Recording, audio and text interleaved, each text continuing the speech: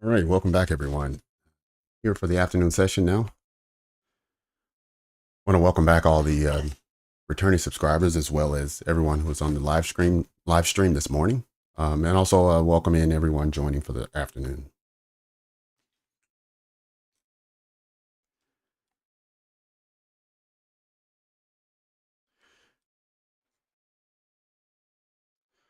All right. So when we were last on, we were really focusing on. I mean, we were down in this area, um, just as we were getting off. Remember the two double bottoms aligning right here.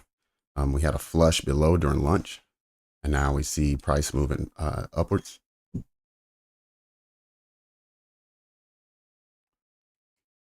me just pulling our confluence in. Um, Also, for everyone who wasn't on the morning live stream, just wanted to highlight the fact that at 2 o'clock today, we're going to have FOMC minutes delivered, and we're expecting that to create some volatility in price. So we want to be careful with any type of entries we make between now and then, as well as once that's released. We want to be careful with the way price is looking at that time um, as you look for setups and look to enter trades.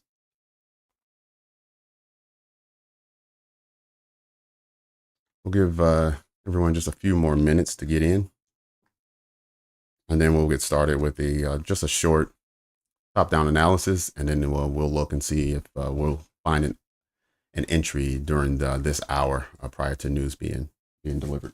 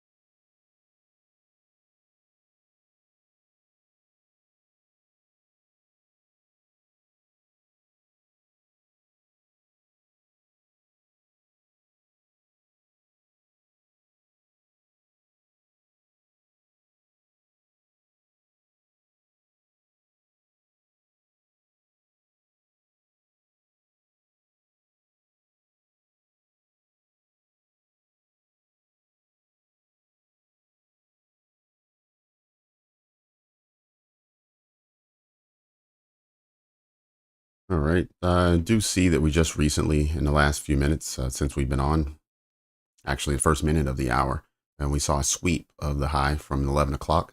And since then, we've seen a rejection from that level back into a short retracement. So we'll see how the retracement responds to the fair value gap that was created just before.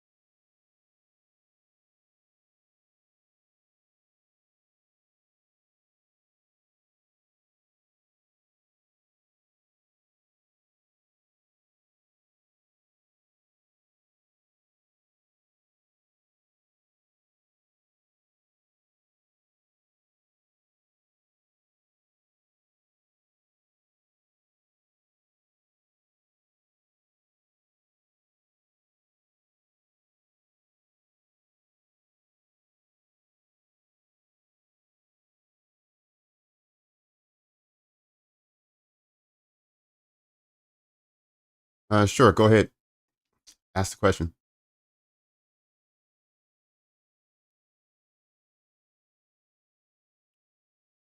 Mr. Josie.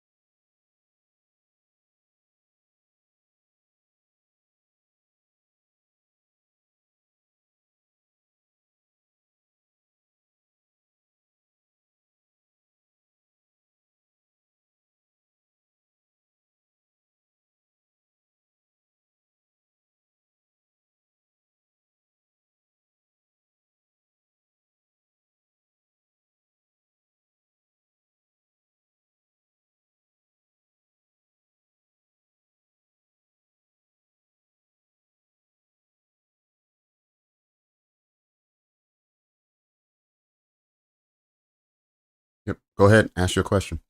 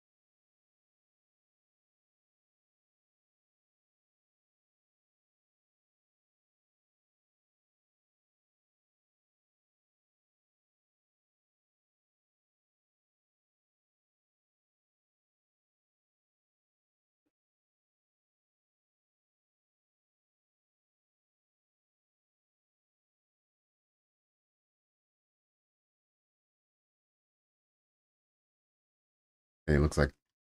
Oh, there it is.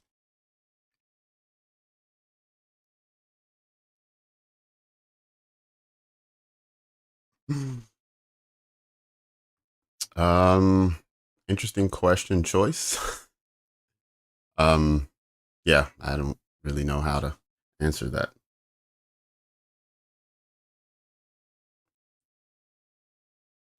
I think maybe you've either watched the wrong channels, you're envisioning some type of movie situation. Yeah, I don't understand. I'm a day trader trading from home office. Simple, I guess, wearing a t-shirt maybe. I don't know. Very, very interesting question.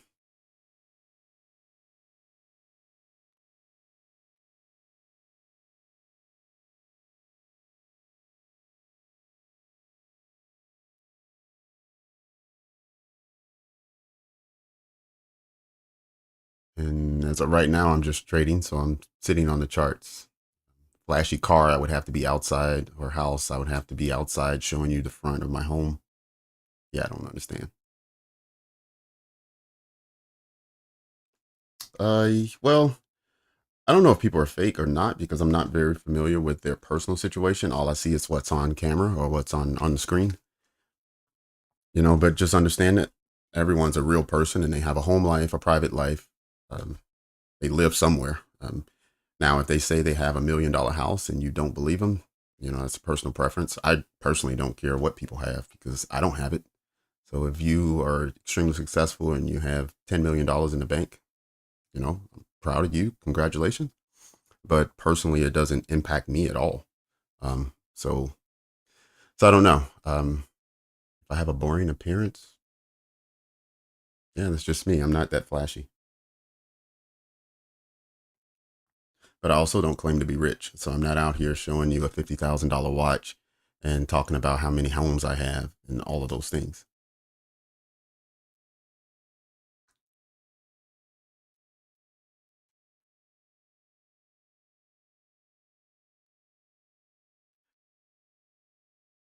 All right, let's jump over and quickly do a top-down analysis. I won't bore you with the weekly. Let's just skip over to the daily. And we can see where a dollar has been today so far. We saw a very small retracement and then a big push up into this fair value gap, which was created on a daily back in middle of December. Let me make this a little larger. So we got all the way to the midpoint, and then you saw the rejection out of that pushing down. There's been a slight recovery just recently, but you can see where the dollar has been so far today. Let me bounce over to the hourly chart a bit, right? And so you can see the high of the day was made during the 10 o'clock hour, and then we saw a small retracement at 11, practically no movement during the 12 o'clock hour. And so far, the first 10 minutes or so, there's been some bearish movement with the dollar. What we're expecting is for the dollar to at some point start some bearish momentum, which will then push commodities higher towards some of their highs. Because what we see on the commodities is they've already done a small retracement, especially on the higher time frame. Let me move over and we'll take a look at that. All right, let's do NQ. Move over to the daily. Let's take off some of the lipstick. There we go. Just to get down and just look at the charts. So we see that there's already been a sizable retracement. It's actually broken the level here, which is now giving it sort of a bearish sentiment, a bias. We have a volume imbalance right in this gap that price rejected from. There's also a fair value gap right here, right? If we're looking there, and that's where price also traded into, and we see some pushback from that area. So either where we are now, or we have another fair value gap right in this area down to 340-ish, 340 level. We can see price push down, and we can still see bullish push out. Now, if we don't, and we continue to see lower prices, and it doesn't look like it's ready to reverse on us, then we will see these lows either being swept or at least being challenged. So we just want to be careful as we trade today and look and see what price wants to go. I mean, we could see a big spike. So there's nothing saying that the FOMC won't drive price down into these levels I just spoke about. And then we see a big push after that's over in the 3 o'clock hour. But as I mentioned, yeah, we'll need to wait and see. And ultimately, it's going to be determined by how the dollar performs.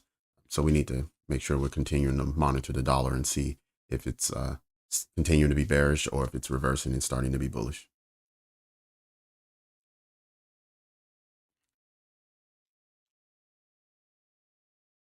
And I'm still in the middle of that. I haven't taken any trades today. Yesterday there was only one trade, but yeah, I'm still in the middle of my challenge.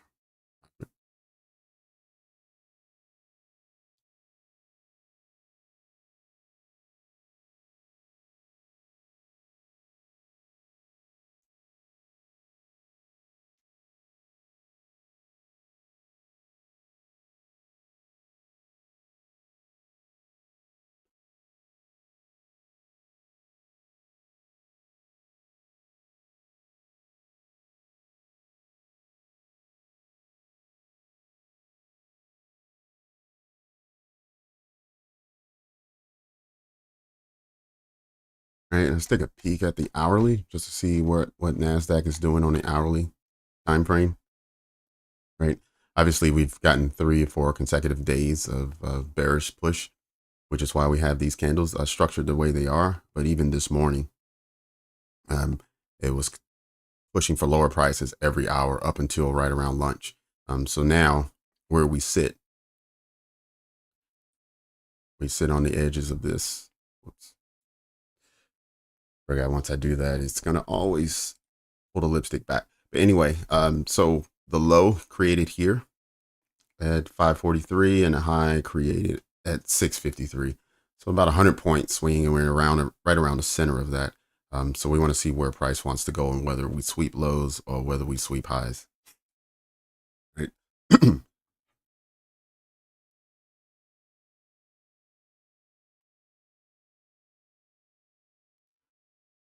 Right. But as of right now, I do not have a bias. I am not actively entertaining a setup.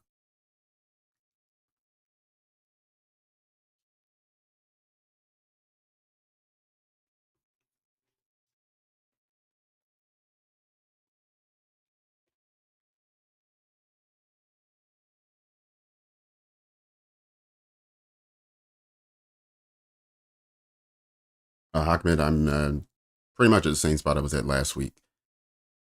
There hasn't been much progress done since we had spotty price action at the end of last week. So I think I broke even one day. I didn't take a trade another. So the last few days, especially with it being Christmas and New Year's, hasn't been favorable for trading. So I haven't been uh, taking a tremendous amount of trades. So sorry to disappoint you, but it is what it is.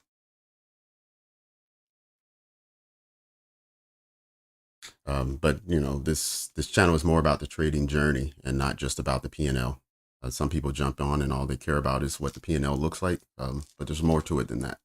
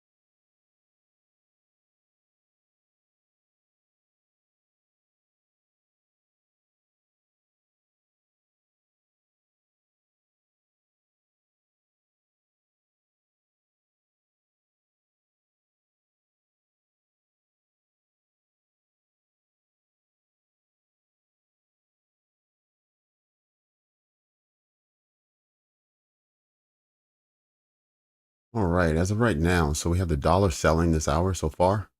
The Dow is pushing upwards, showing a bullish candle. We have the S&P right back at its origin. So it was bullish, but it's now done a full retracement this hour. And then the Nasdaq, we're selling so far from the opening price. So all three indices seem to be doing something a little bit differently, and then none seem to be really in sequence with the dollar. Well, I'll take that back. The Dow seems to be moving well against the dollar, but the other two, S&P and Nasdaq, right now they aren't fully aligned.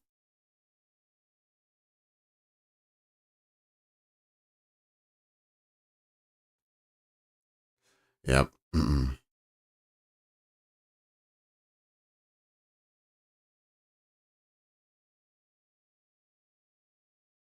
Oh, thank you, DJ. I appreciate it.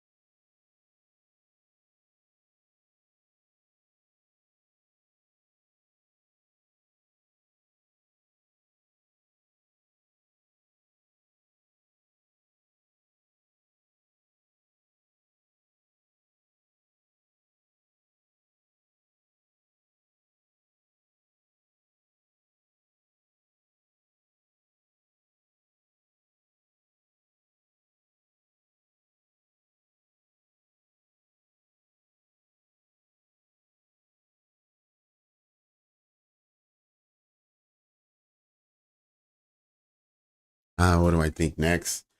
Well, we've taken liquidity up high first, and we could come down for this level. I don't think that we will. But again, we have at 2 o'clock, we have a big news announcement, and that could drive price either direction, 50, 100 points really easily. So there's a lot of different places it can go. I would like to see price push upwards. But so far it's not showing a willingness to do that. The retracement now, we probably want to measure this out just so we're comfortable and familiar with when it crosses over equilibrium. We're getting close to that point, and that's at 584 and 3/4. So basically 585 is when we are at a level that we could see price start to push upwards. That is below the fair value gap. So if this is an entry for anyone, you want to make sure that even if it plays below and crosses the 50% threshold, you want price to retrace back and close inside of the fair value gap. If not, then you probably want to wait and look for an entry down in this area. And there's another fair value gap on the 5 minute down here. This darker shaded one on the interior is from the 1 minute time frame. So that gives you a few entries if you're looking for longs. I feel like a long is brewing, and we have something coming, but then again, we're still early in the year. Price action hasn't really settled in yet, and we have a big announcement coming in another 35 minutes.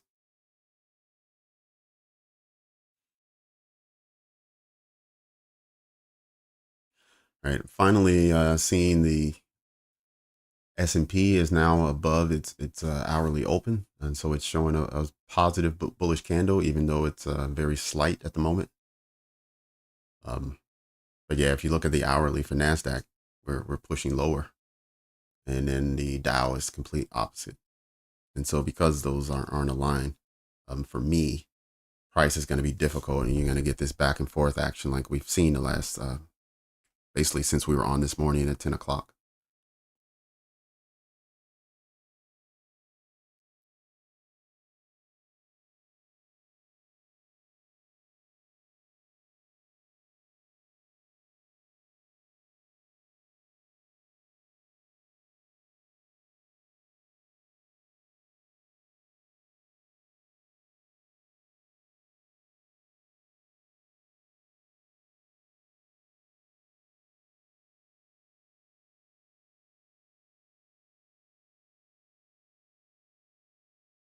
Did it actually hit 50% or not? Not quite.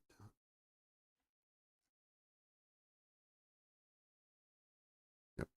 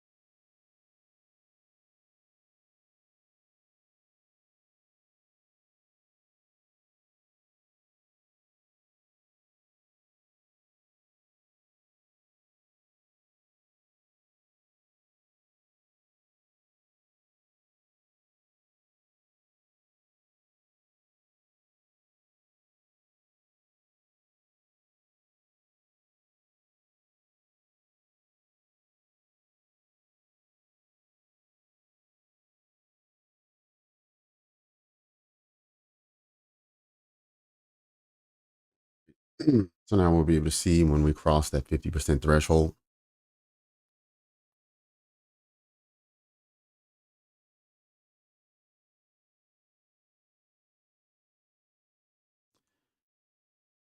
The Bizzle, what are you using? What's the name of the indicator?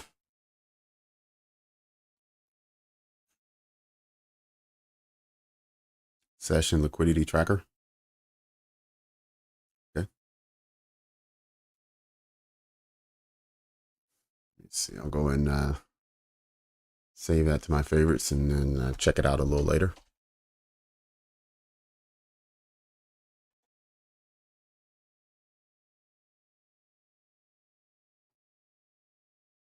All right. I'm assuming it's this one from Infinity Trading.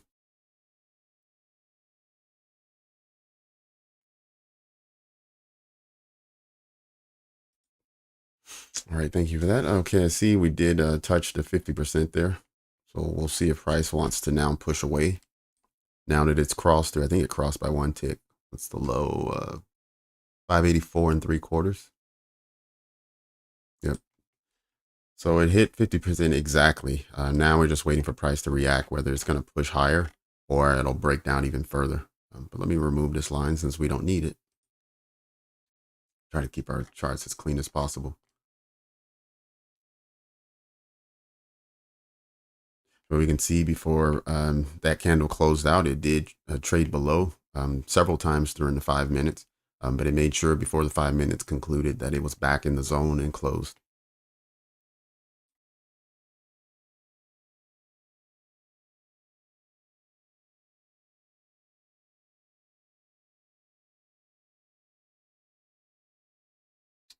Okay, so session highs and lows. Hmm.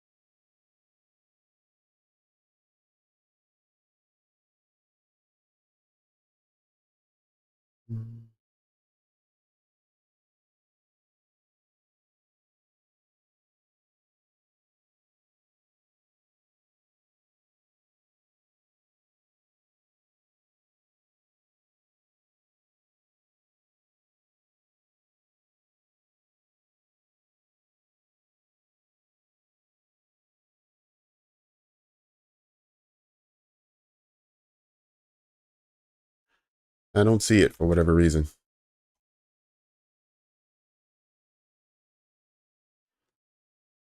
Can you double check that name again? For whatever reason, I don't know why it didn't pull up.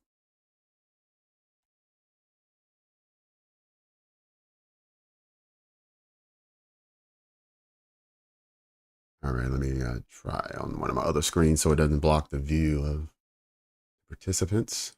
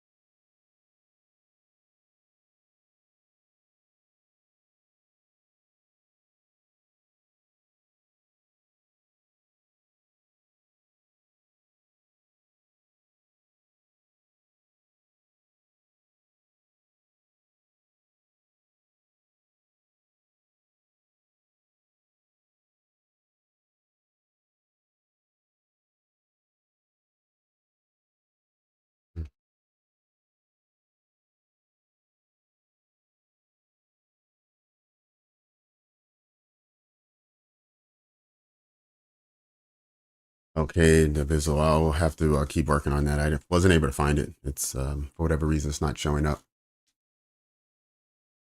in the indicator list, and I'm not able to search by the username.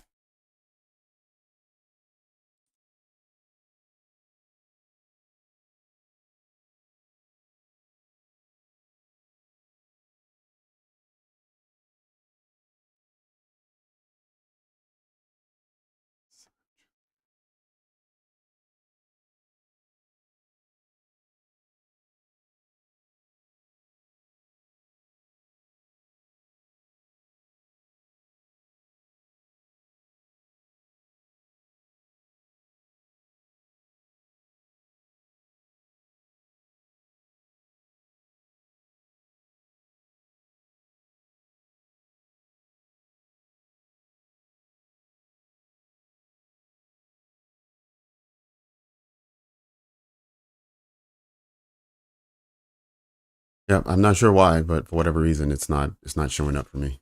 So, um, I don't know if you find a different way that I can locate it. Put it in the chat. Let me know. Otherwise, guess I'm gonna have to miss out on this one because it's not pulling up for me.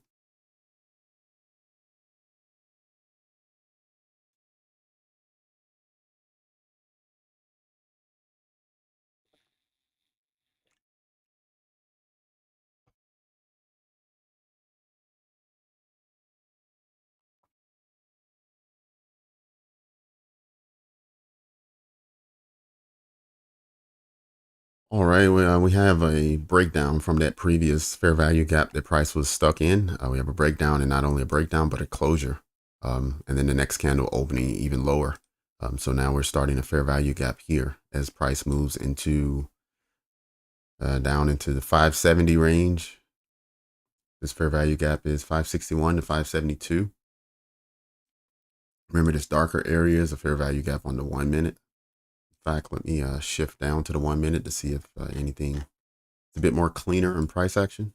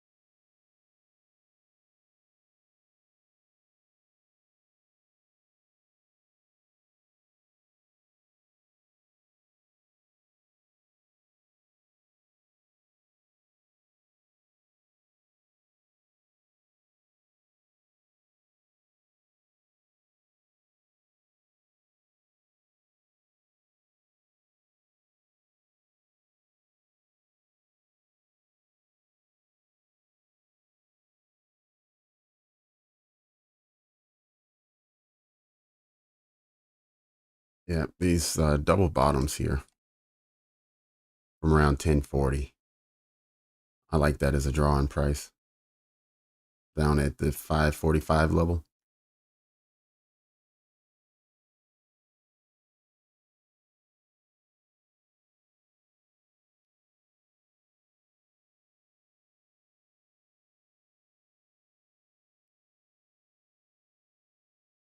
Right, let's go ahead and measure that retracement again. gonna be slightly different because we're on the 1 minute instead of, I think we did the 5 minute last time. Okay, went exactly to 71% and then saw a bullish reaction from there at 570 and 3/4.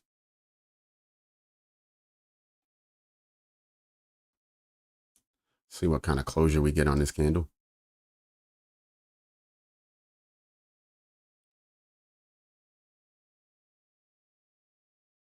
Hmm.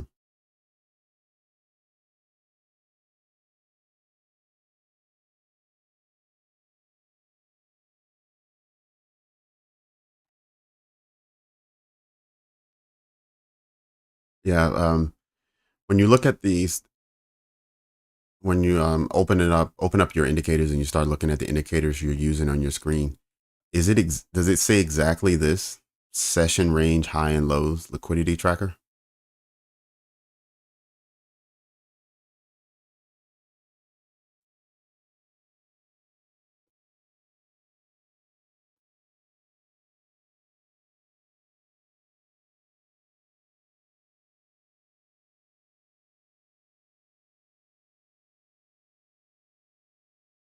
Yep.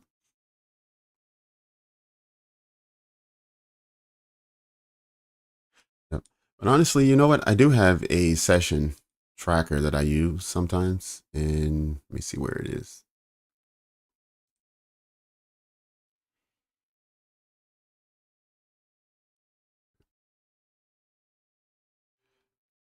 I think it's this one here.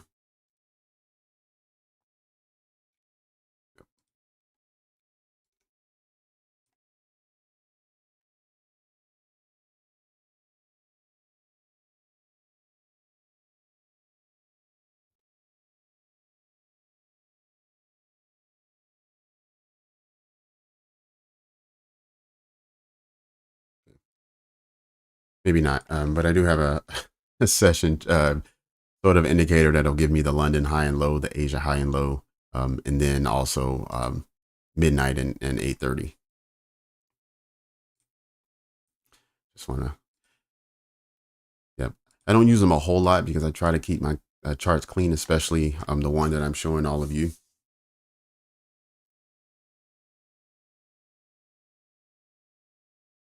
So if that's what your indicator does, then that's fine.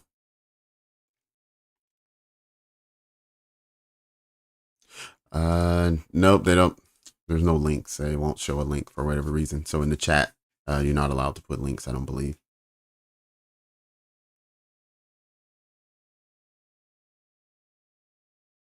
Hang on, let me just close the door here.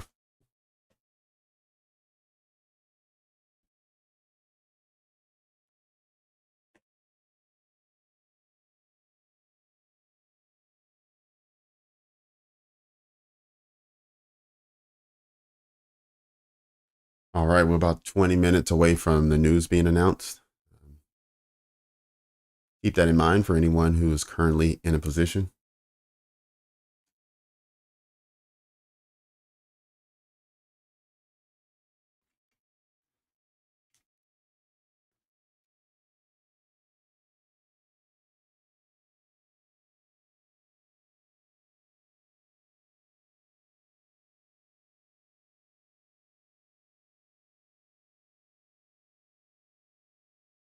Oh man, much better.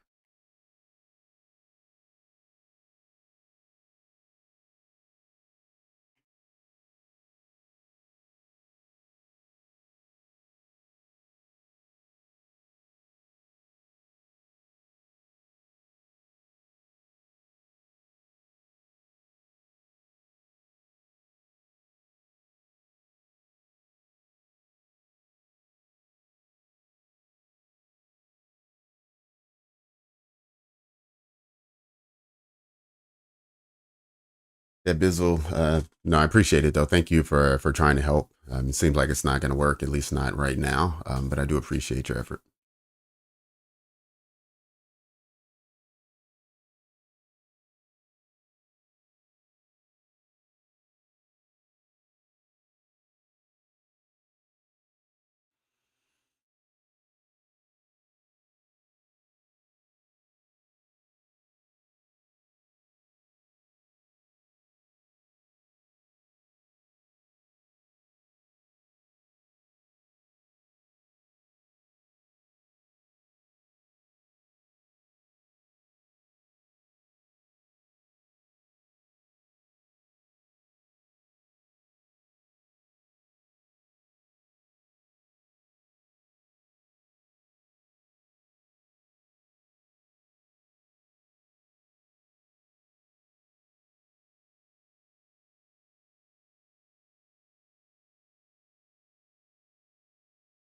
take a peek over at the dollar and see what it's doing.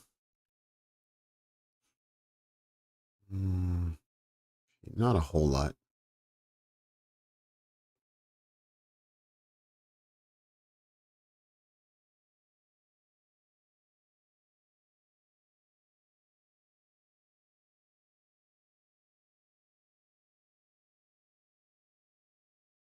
Yeah, I think they're waiting for next hour before we see the fireworks.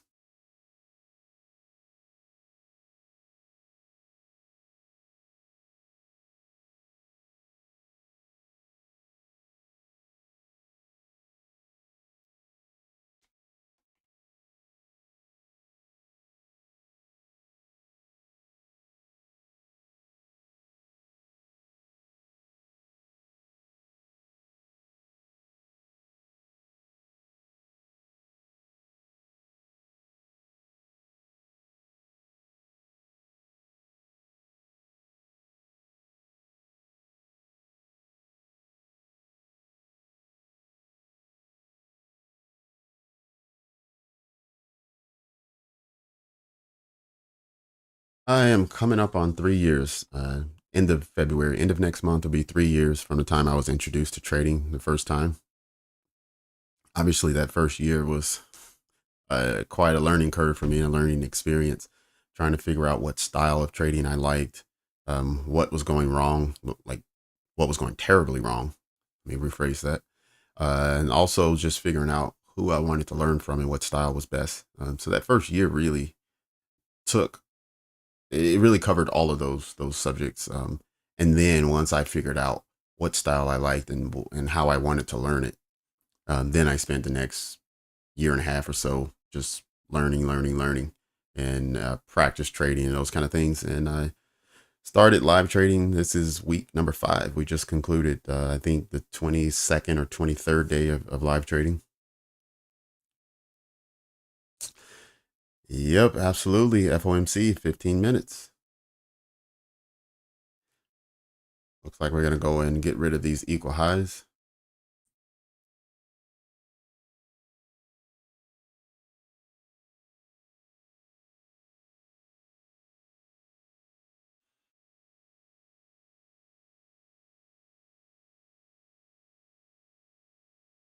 Just curious, says, did anyone take a position in the last hour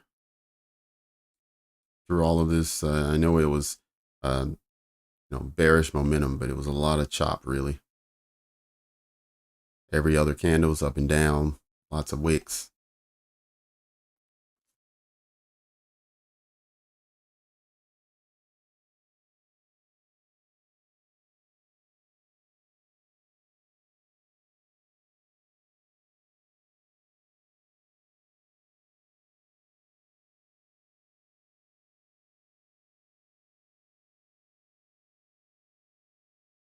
Well, you did take a short. Okay. All right.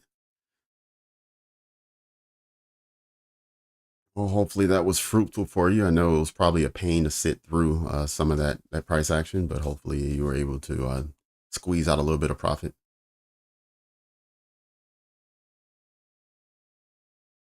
Made 300 on ES. All right, sweet. Grabbing 6 points.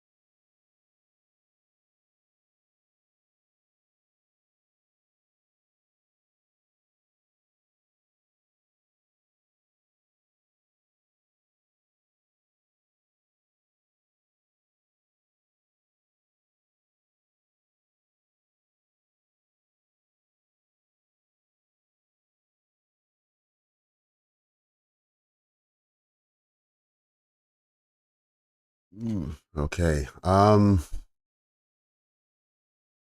3,000. Sweet. 4 equals a dollar. Okay. Still 750 bucks. Not bad.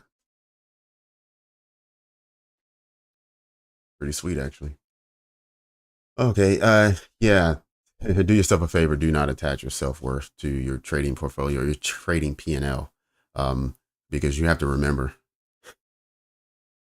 as a basic principle, the market is not here for you to win. They're going to make it as difficult as possible. So the fact that you're facing a challenge doesn't mean that you're not good enough. It just means you haven't conquered it yet, or you still have something to learn. So just be a bit more diligent, but knowing that other people also are in the same boat as you, and people are coming out on the other side. Don't, yeah, I wouldn't look too deep into it, but I would ask myself a question. Do I need to learn more technicals? Do I need to work on my psychology? Where could I best spend my energy in order to improve my result? Um, so that would be, I would say that would be a good start as far as improving where you are. But do not attach your self worth to your trading P&L. It's not fair.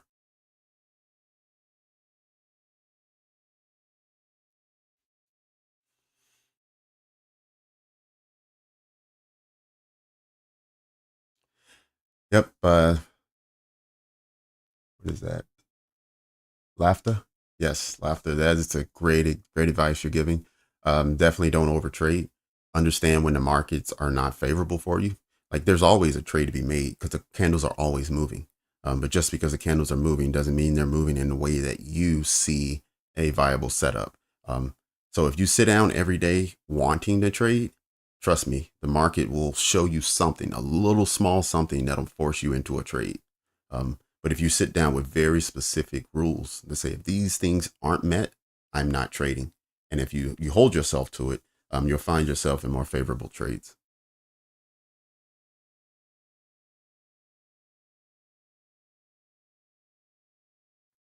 Yep. And we've all done it. So anyone who's a successful trader, they'll tell you all the issues they had throughout their journey, what they needed to do and how long that took. And it's different for everyone. Some people are able to become profitable in their second year of trading. Others I've seen it's taken them to their fourth or fifth year because it's whenever that light bulb just kind of switches on, and you see things differently than you ever have before. Is when things have changed for you.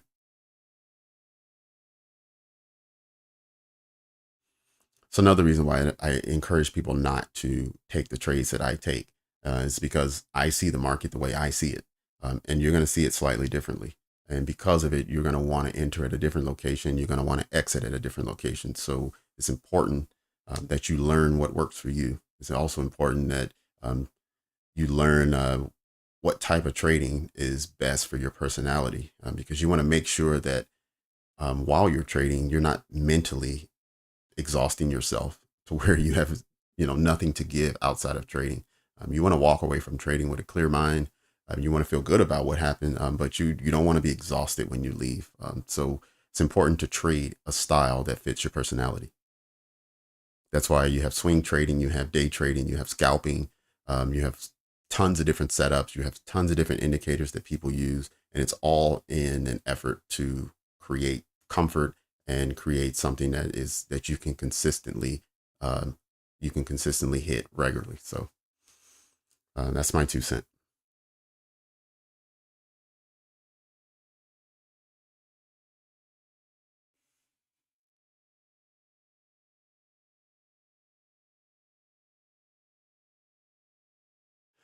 Small stop losses can work, but I don't know if that's necessarily something that's a skill that you want to focus on now.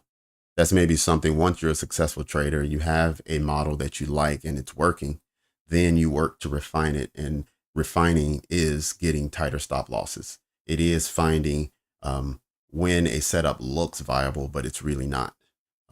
So that will come with time. But I would say first find a model that you like. Find something that you can consistently see and do.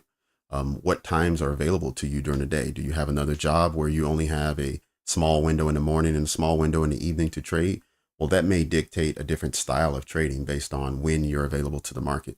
There's so many different factors, but definitely find something that you like, something that you can repeat, and something that speaks to you.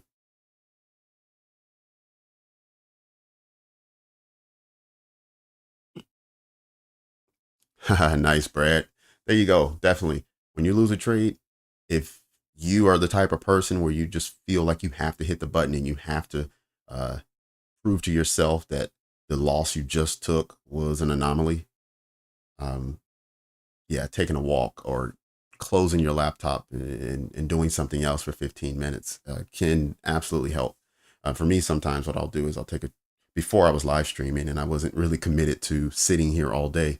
What I would do is if I took a trade in the morning and things didn't go well, that's when I would take a break. I would go to the gym and then I would come back from the gym and then look for an afternoon type setup.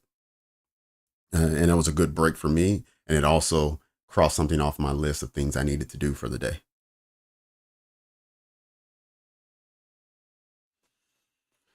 All right, 5 minutes, 5 minutes, and then we'll see what the FOMC meeting minutes, how the market responds to that.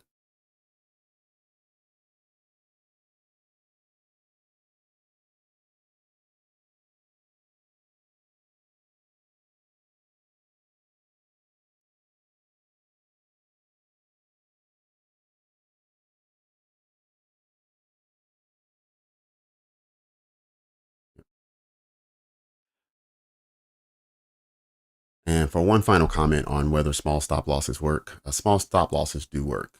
However, small stop losses will also result in a lot of either break even trades or a lot of trades that you on paper lose. But if you look at the strategy and you look at where price went in the direction that you wanted it to go. But the small stop loss didn't allow you to remain in the trade. So you gotta balance that. And a small stop loss to me says you're not willing to risk a lot. And if your risk profile is low, then you have to match a trading style with low risk, meaning you won't be able to hold and go for 40, 50, 60 point trades unless price just kind of runs without any retracement, because your stop loss will be too tight to win, to stay in that long. So if you get one or two candles moving in your direction and you see 7, 8, 9, 10 points and your stop loss is really tight, you may want to close your trade because any type of retracement is going to stop you out. And that's it. All right, I'm off my soapbox now. Good.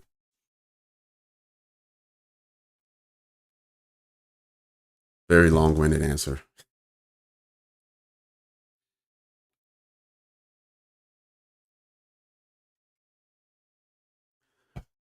All right. I just want to highlight right now, if we, as we're looking at price, we see that we've gotten pushes through this fair value gap several times, but every time we continue to get a rejection back into the zone and a close inside of the fair value gap. And so at the very right at this moment, it's not looking great for bears, but this is on a very tight, small view on a small time frame. Um, But I just wanted to highlight that we've been sitting here for about 15 minutes and price can't break through this fair value gap. All right, just a couple more minutes. Let's see. All right, so the dollar has returned to its opening price for the hour. So zero progress there, which is exactly what it did during the last hour as well. It closed right where it opened. So that should already tell you something. If price for the last 2 hours on the US dollar has opened and closed at the same level, 2 consecutive hours, it's telling you that the 2 o'clock hour is probably going to bring something.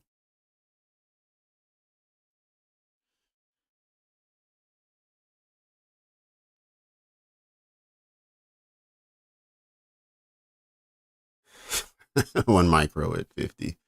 I'm already up today. Stop loss 30 points. Here we go. All right.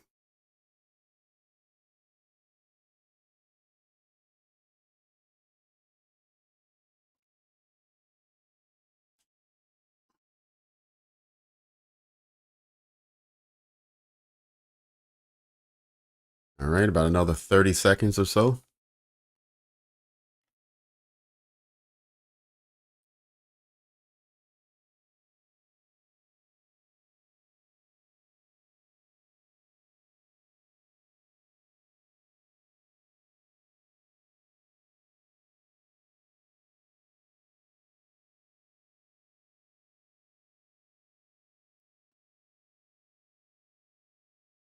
All right, it's time.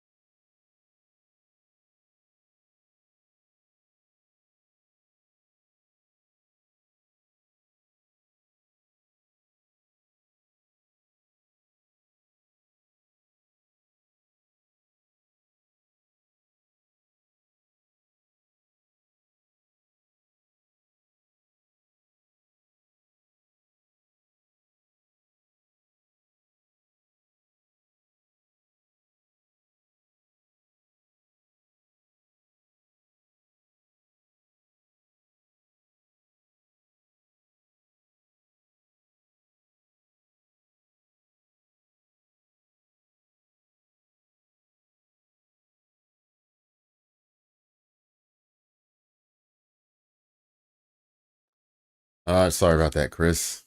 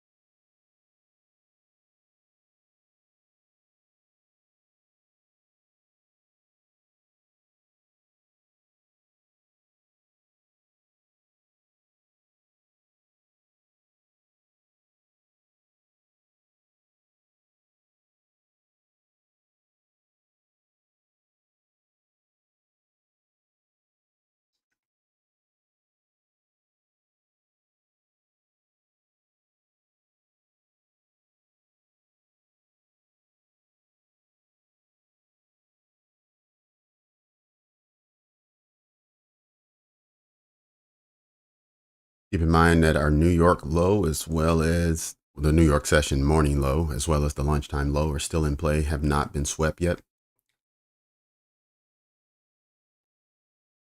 Let's go up to the 5 minutes so I can more easily show that.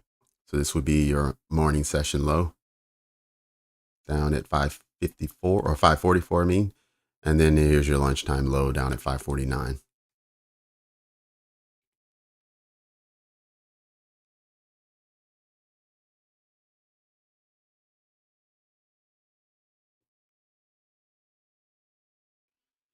Okay, another minute and a half, and that first 5 minute candle will close. Yeah, John, it does look that way. I'm not seeing anything that's pointing towards a bullish momentum.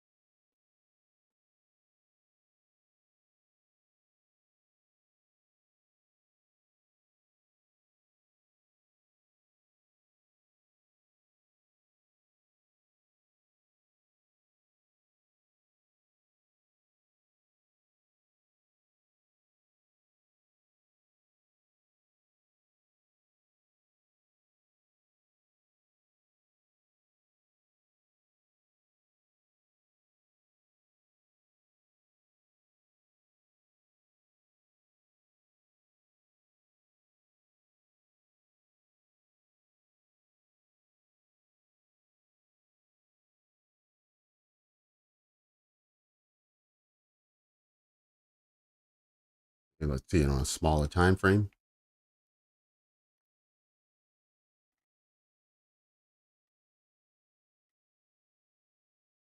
Yep, so we need to push through this fair value gap here, close below push through the consequent encroachment of the weekly fair value gap, which will then get us our low right here around the 544, the New York AM low.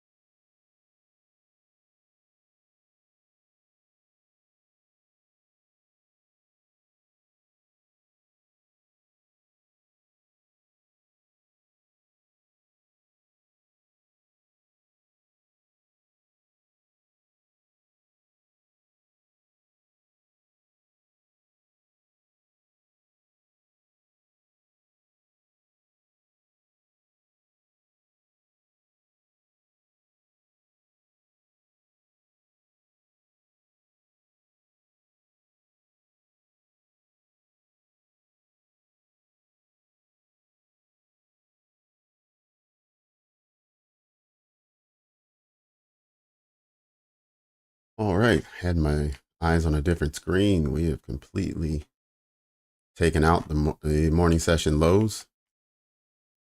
No issue there. So let me move this out of the way.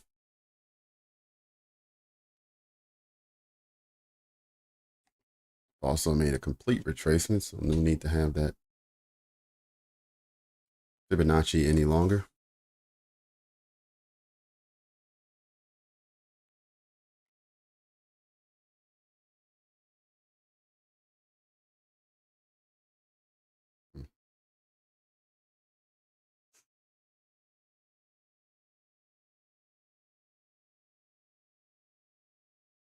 Sweet, nice one. Good job, Brad.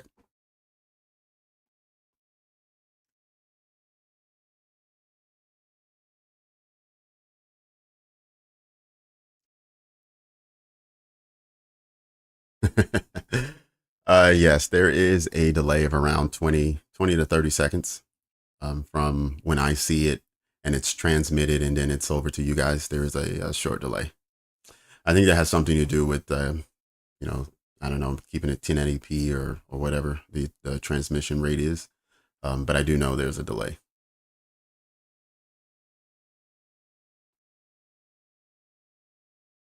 Yep. But I see it exactly the same time you do.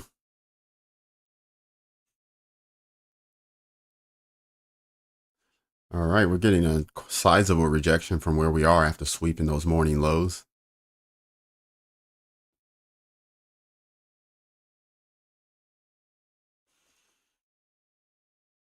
Okay, let's go to a smaller time frame, see if there's anything to note here. Okay, we got several fair value gaps created already on the 30-second.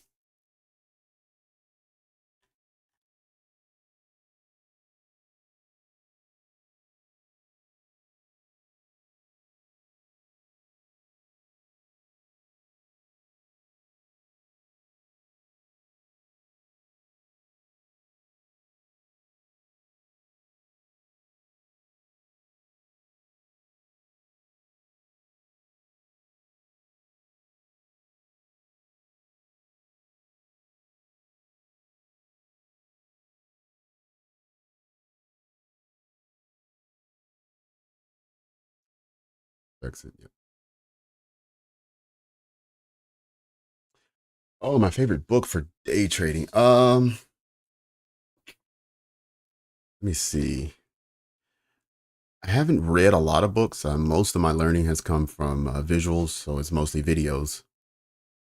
And then, you know, my time in front of the charts. To be honest with you, in the last 3 years, I've spent on average somewhere in the 4 to 6 hour range on the charts every day.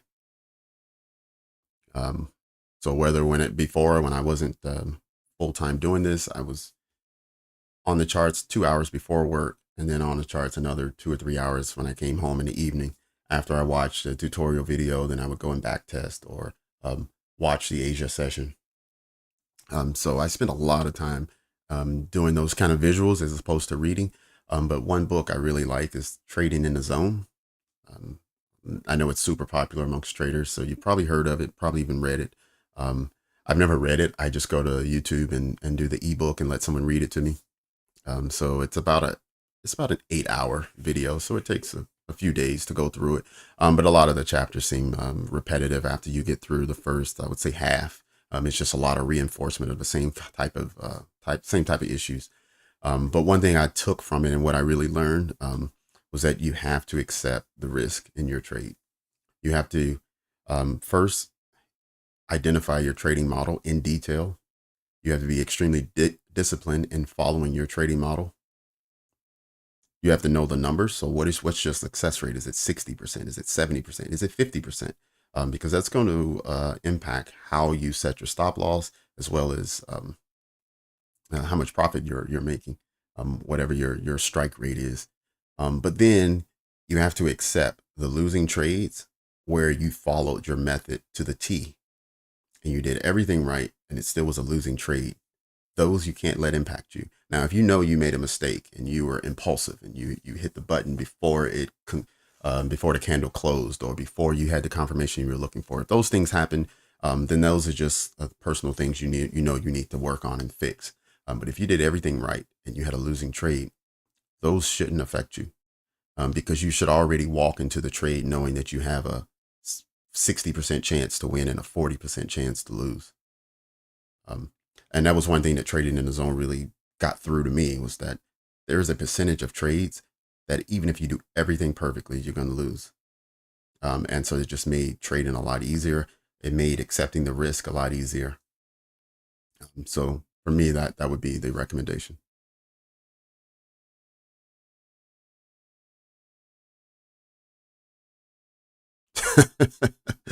They're not cutting anytime soon. Oh, great.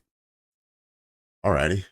Well, I'm sure that means that the dollar is going to have a bullish reaction to that type of news, knowing that the rates are going to stay high, or high compared to before, meaning the Fed is going to get more in returns for everything that they do, which should be good for the currency.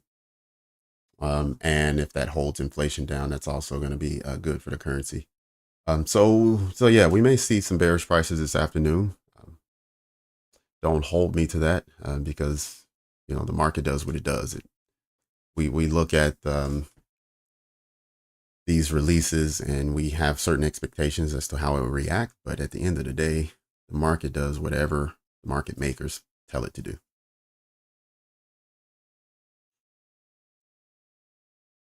Yep, absolutely, John P. Yeah, Mark Douglas. Sorry, I didn't I didn't give you the author. Trading in the Zone by Mark Douglas. That's the one.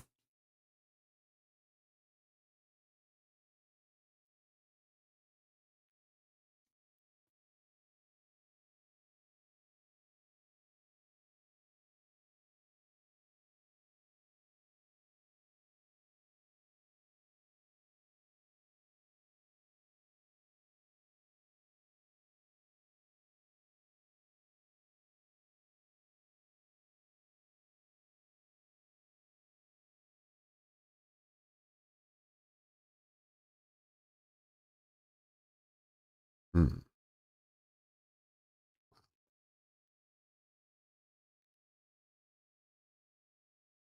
Be a good long section.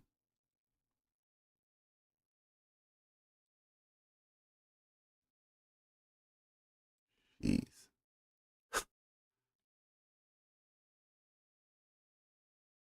37-point stop loss.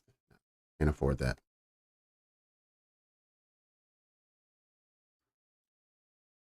Okay, now on the 30-second.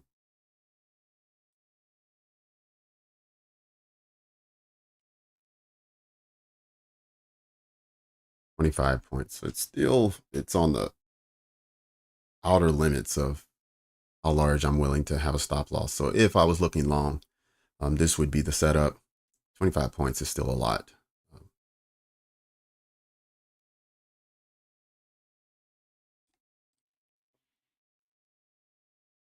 Right, so in that case,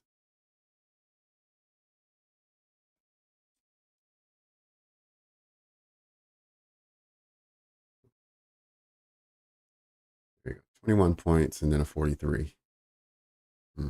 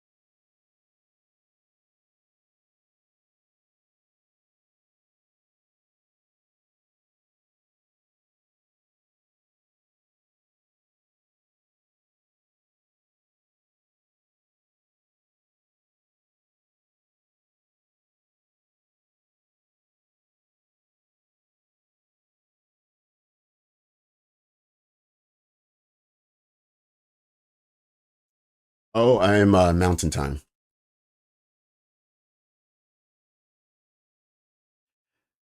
Yep. So in Phoenix, we get the Mountain Time during the winter, and then in April, when the time switches back, then we'll be Pacific Time.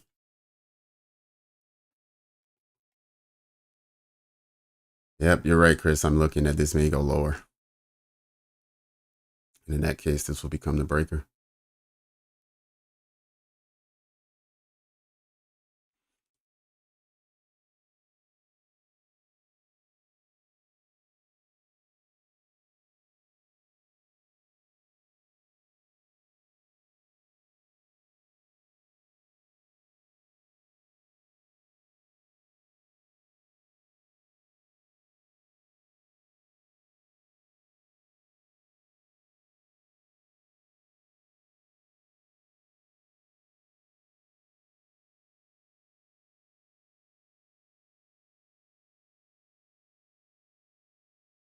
Okay.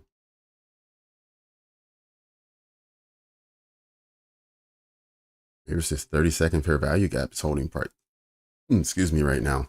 And we had a breakthrough, but it traded back in, closed inside, and then showed an impulse out. Let's see if it now closes above and creates another fair value gap here, which then pushes price.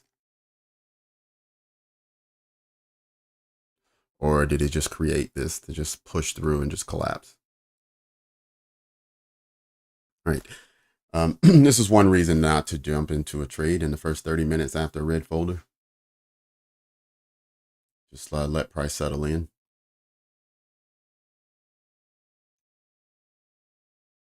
Oh, John, sorry. Oh, you meant in the chart. Yeah, I bounce around, but I was on the 1 minute at the time. I think that you asked. I was watching the 1 minute, and then I moved down to the 30-second just to see if there was anything, any fair value gaps or something lower. Also, I was looking for potentially a breaker, just in case price continued to push down. Then we would end up having a breaker down at this lower level. So I wanted to mark that out. But it looks like this 30-second fair value gap, for the time being, is holding price.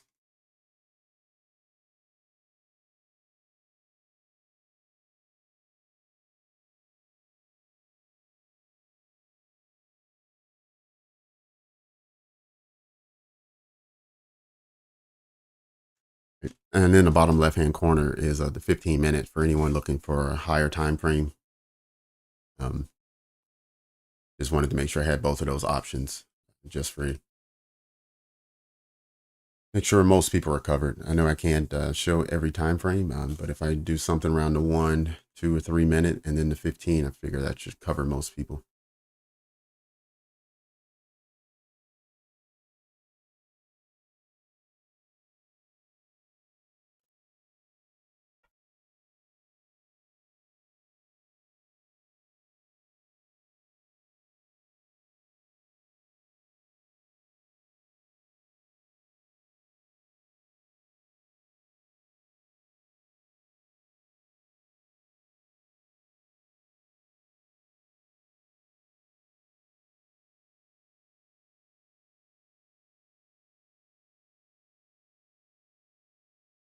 Well, it depends.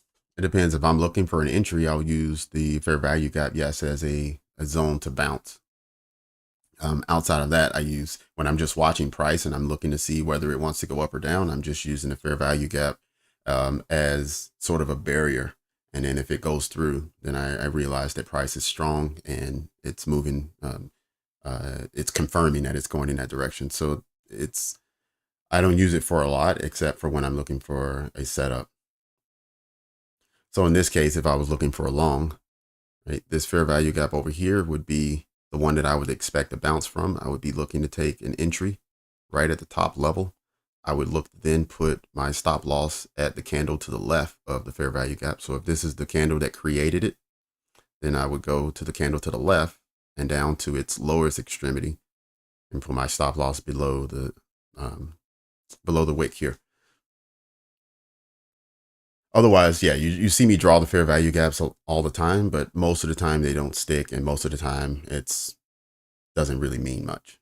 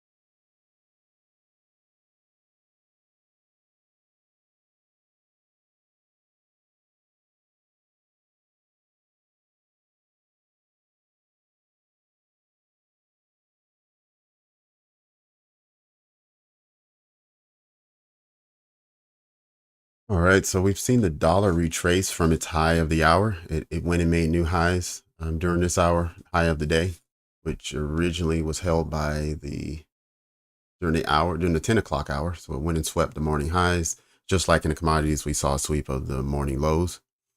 And then so far, we've seen a reversal or rejection from that level. And now the dollar is so far for this hour bearish and selling. So now we want to wait and see if that means something for commodities and whether we're going to push higher. Right now, the 30-second is showing like maybe we will. The 1 minute probably is doing the same. But on the higher time frames, not much has happened.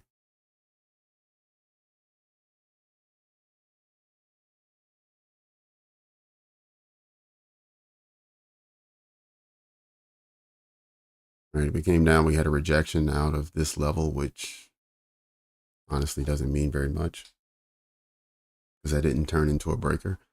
But on the 30-second, there's a fair value gap that we got a rejection from this wick.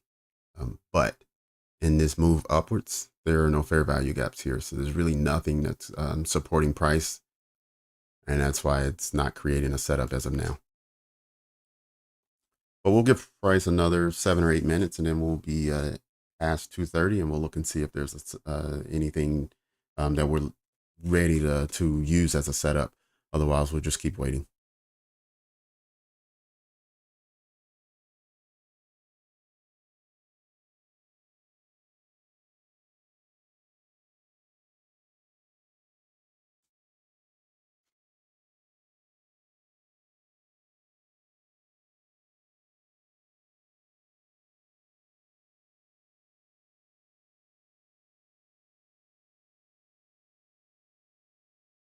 We'll use that trend line to see if this current uptrend changes.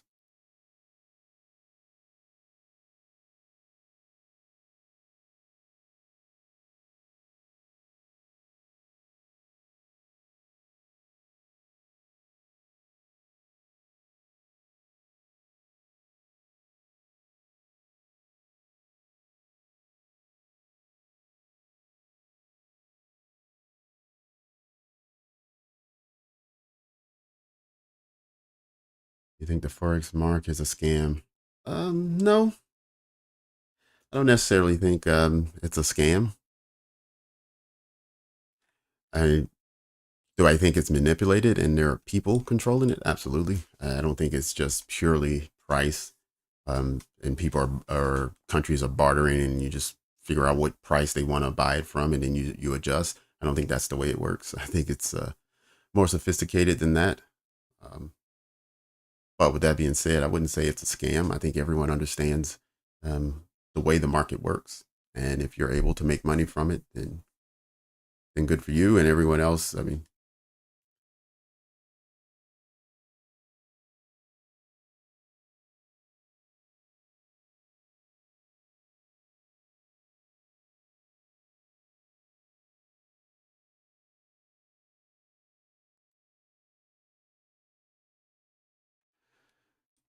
Okay. So now we have had a breakout. Looks like we're chasing the afternoon highs that we got during the opening at 2 o'clock once the news was released. I mean, we've swept these highs before, so I'm not getting too excited by sweeping these highs, but it'd be nice if we got a candle closure above. I mean, we did right here during the last candle. Let's see if we can trust that. Let's see how the next candle does. We got another half a minute. All right, that's pretty strong. So that's about what we were hoping to get. Let's see if it can finish that strong.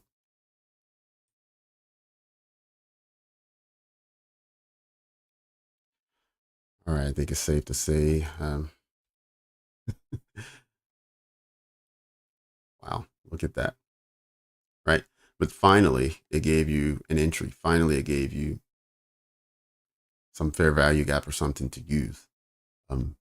Before this happened, you would have had to have been on the 30-second, which we saw earlier. And the 30-second would have given you an entry if that's what you were looking for, right down here, right? And then it would have given you a second entry over here. But only if you were down at the 30-second. If you were looking at the 1 minute, right down here, there were no fair value gaps. There was nothing to enter off of. In fact, all you saw was consolidation.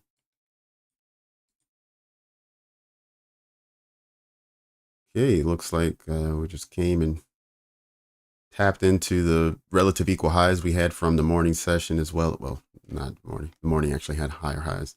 But we did have relative equal highs from 11 and then the lunch hour.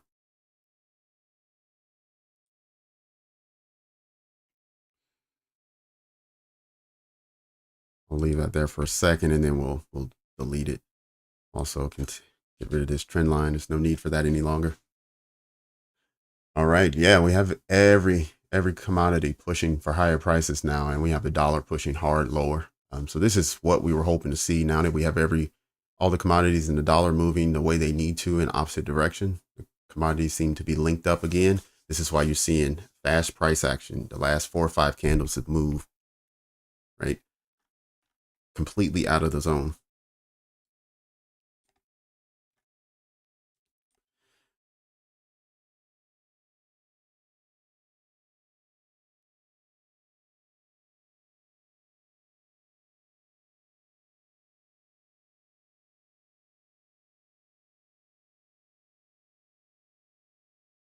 From 75 to 610. All right, nice, Chris.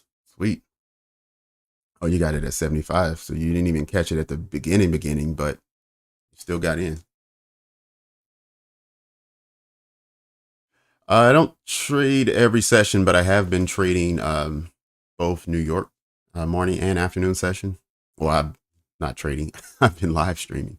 Um,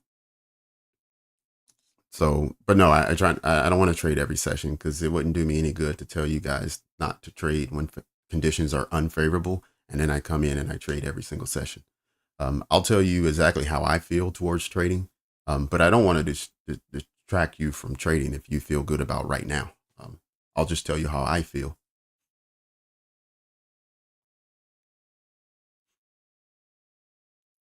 And right now, I feel like conditions are now becoming getting to a level to where it's favorable to trade.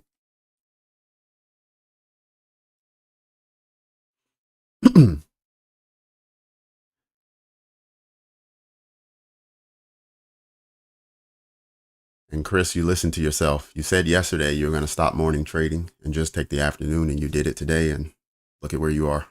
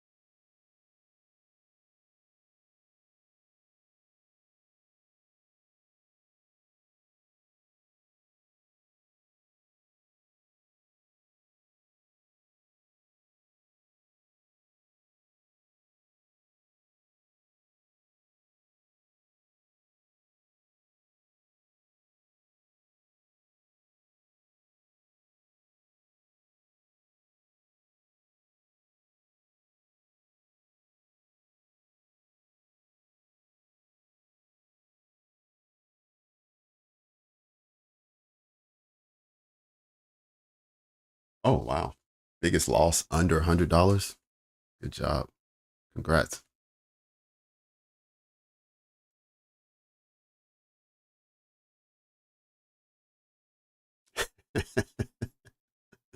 Sweet. Laughter made an extra 75. I believe earlier you said you had made 300 or something similar, maybe 175. Nice.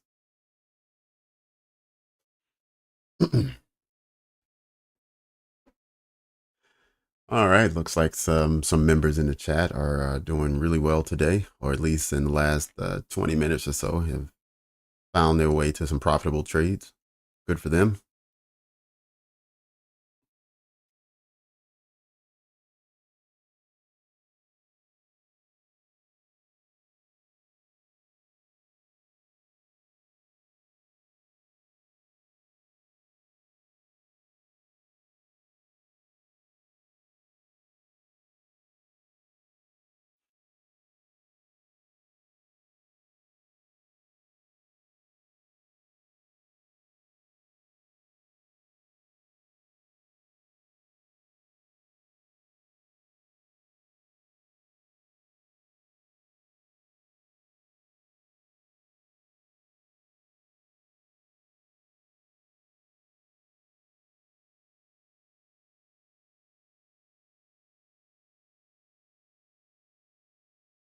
Here to here.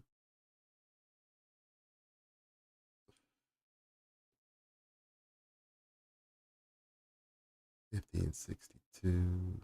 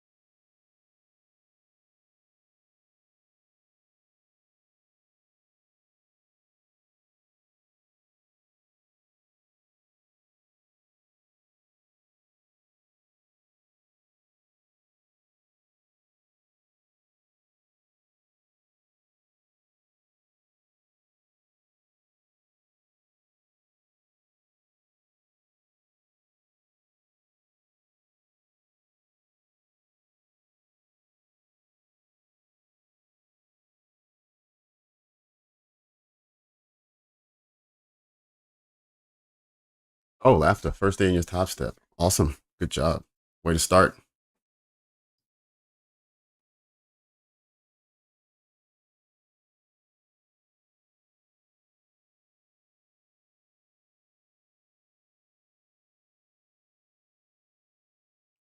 Hmm. Well, to be honest, the session seems to have just really started about 15 minutes ago. We finally started getting price moving in the direction that we liked. The 1 o'clock hour didn't produce very much, and 2 o'clock was really stagnant till about 2:25. And then right at 2:25, things started to happen. We started seeing some action. So I would say that's how the session's going. I have a limit order now waiting to be filled, but we'll see if that happens.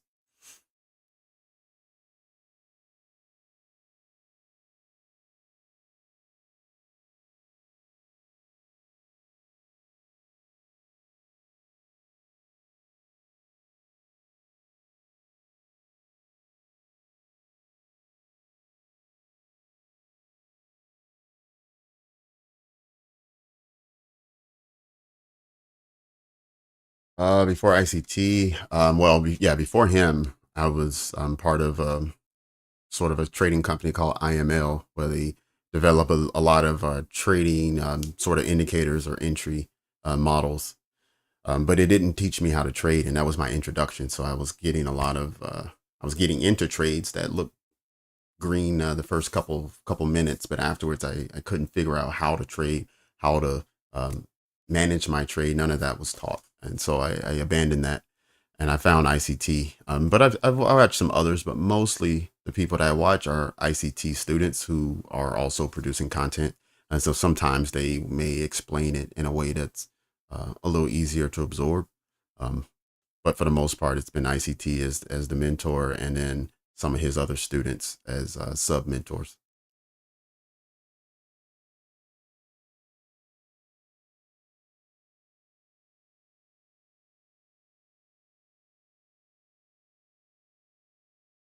All right, Mr. X Combos X, thank you for all that you do.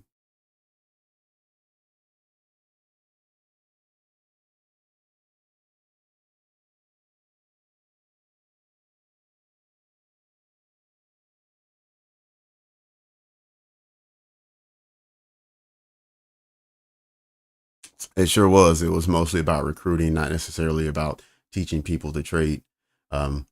But without them, I'm not sure I would have ever discovered trading. So I don't, I don't get too upset. But knowing who I am, that's why I sought something different and something more concrete, something I could actually use. And so I'm very happy, love trading. Um, Not too thrilled about how I got started, but I'll take it as it comes. I'm glad I'm in the game. So the fact that I found trading and then was able to learn it, it's all that matters.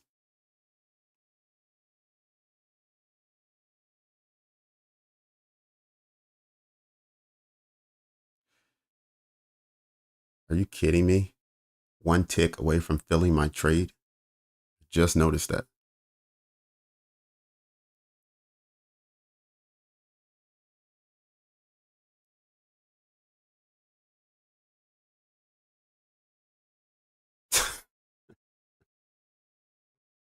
Oh, how funny. Let's see if it comes down to get me and tap me in.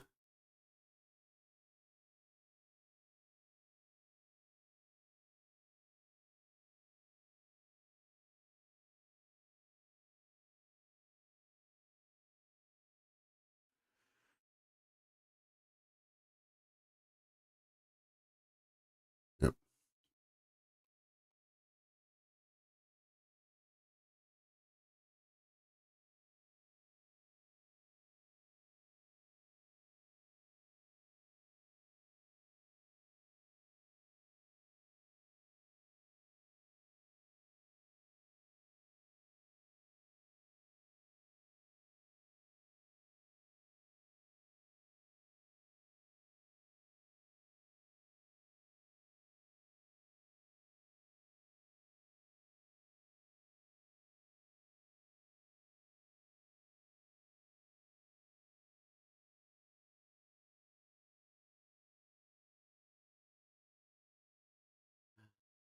Oh, this is unreal.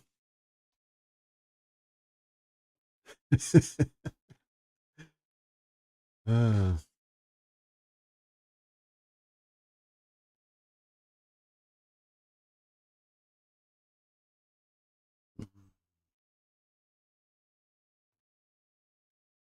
all right, everyone. We're halfway through the content today. We still have about another hour and 20, hour and a half so until the end of the session. If you could do me a favor and hit the like button, that'll help YouTube recruit us a few more traders into the room as we finish out this afternoon session.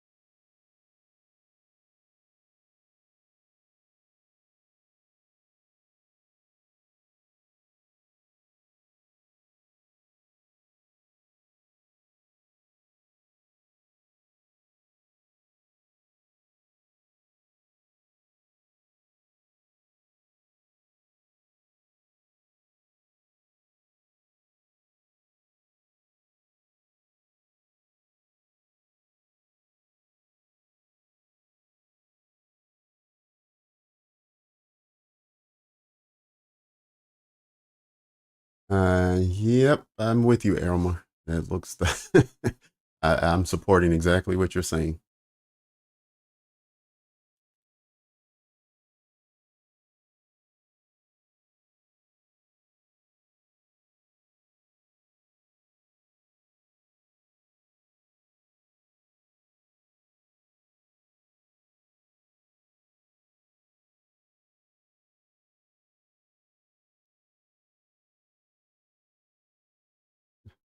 Oh, laughter. Thank you very much. Awesome. Awesome. Yeah, I have a Twitter presence. I don't have many followers, so if I post on Twitter and ask people to join the live stream, it's not going to go very far. So thank you very much. I appreciate that.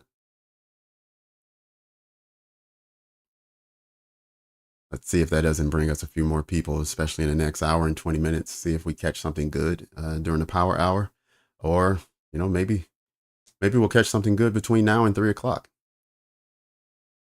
I mean, it doesn't look like I'm going to catch anything, but maybe you guys did. Anyone still in a long now?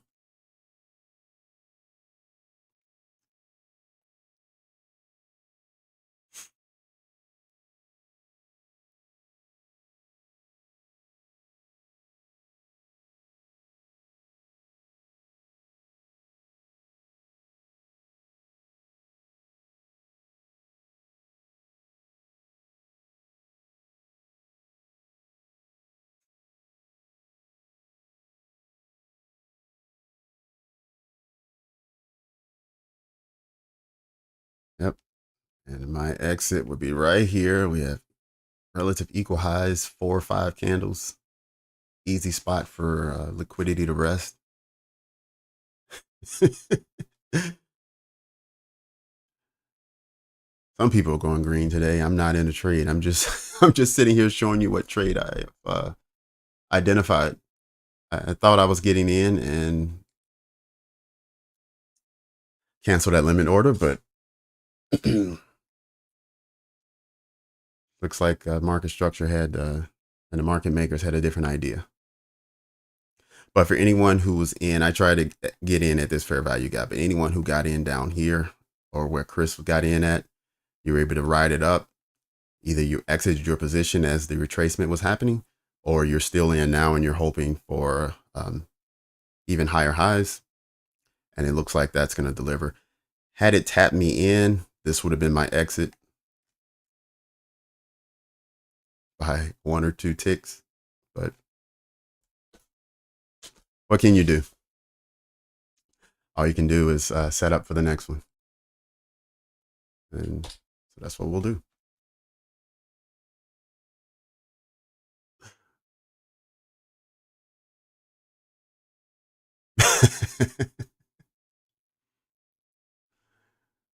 All right, Chuck. Hold past your win. Yeah, new trader problems.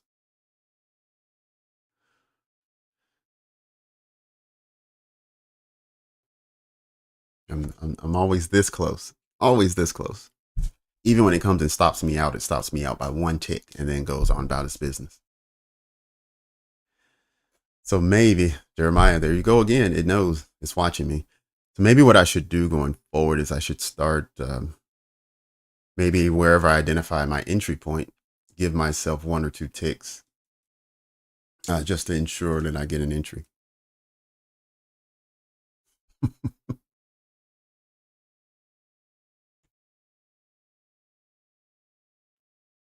Oh, you said, okay, you have your limit order.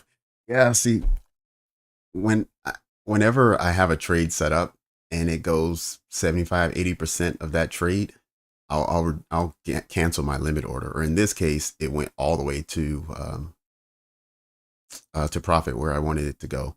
And so for me, I feel like doing it a second time, while it happens sometimes, it's a lower probability. And so for that reason, I look for a totally different setup. But I can understand why an unfilled limit order. I can understand why you'd want to hold it and still believe that it's going to deliver. And since I'm not going to get in this trade, it probably will deliver. So good luck. Still in from 555. Nice.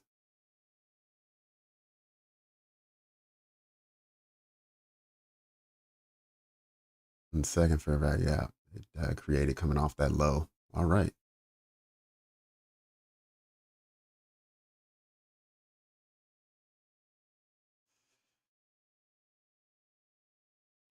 One more tick, man. I had it mapped out perfectly, and as soon as it delivered, price is now crashing. So it is what it is. But that's another reason why I do 1 to 2 trading, because in my back testing, I found that it would deliver the 1 to 2 and then it would retrace. So maybe it delivered 1 to 3, 1 to 4, and it was this massive trade, but you would have to endure the retracement.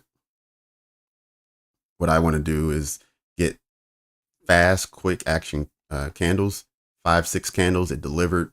You're out of the trade 6 minutes later. And I mean, it would have taken longer because the entrance would have been here. So maybe it would have been, that was 15-minute trade.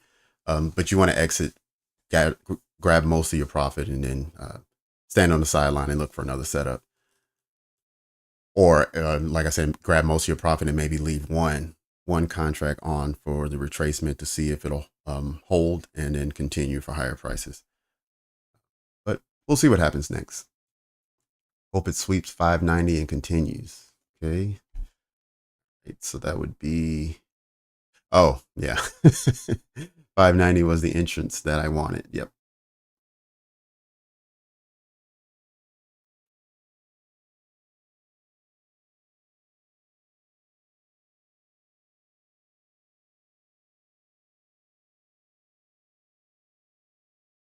Right. And the fact that it just barely swept and then retraced gives me confidence it's coming back up here. Right. It didn't sweep the high. Didn't even, yeah, it didn't sweep anything.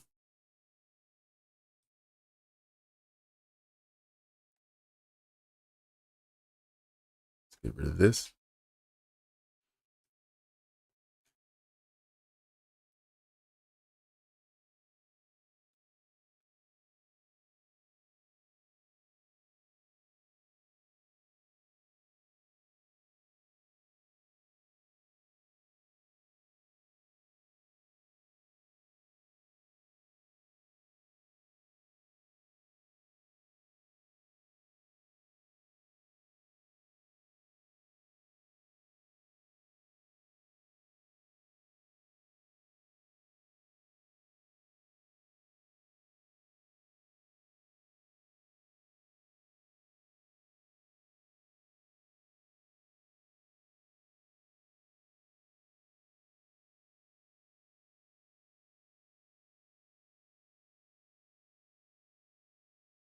Hmm. Hmm.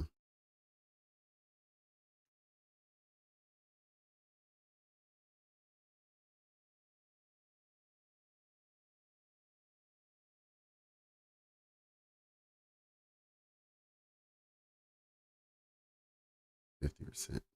Okay.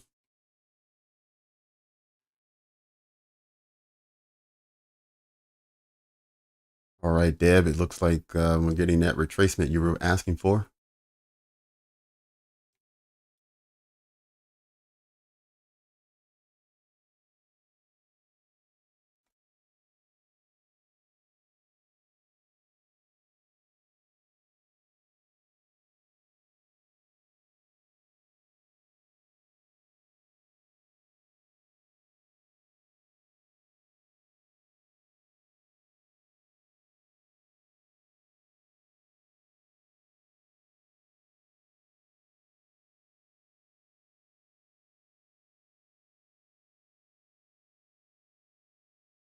You just want to be aware of where the dollar is right now.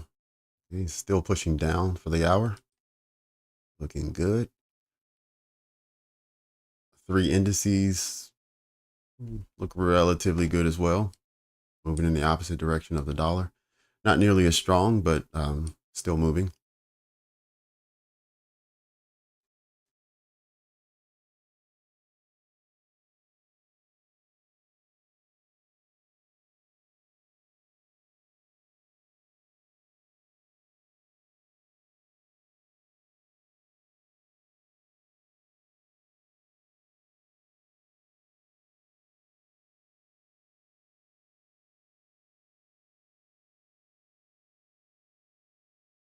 I just want to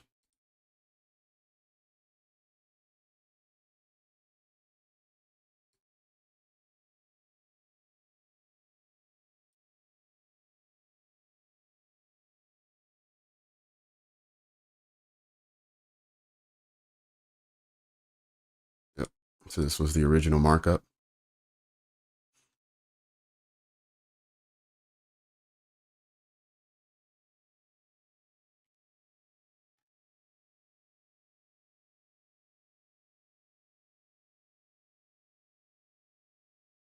Yeah, you're right. It was pretty tame. It wasn't nearly as bad as some of the others. All right, Chris, what came in your email?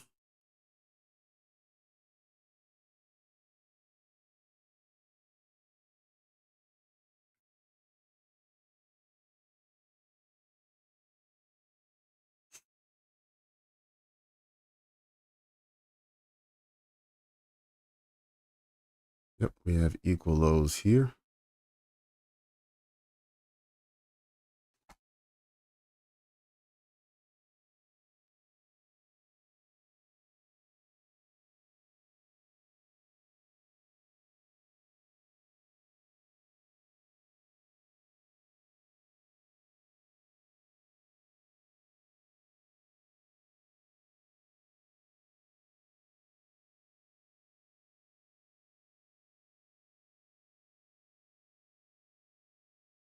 Oh, 50% off.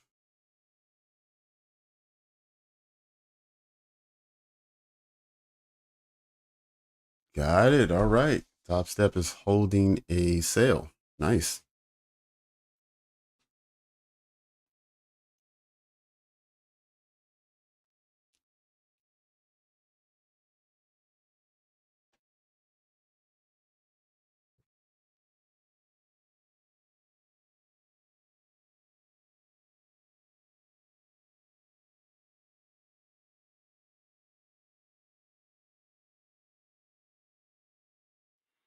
Let me just see. Somebody just check my email for a second.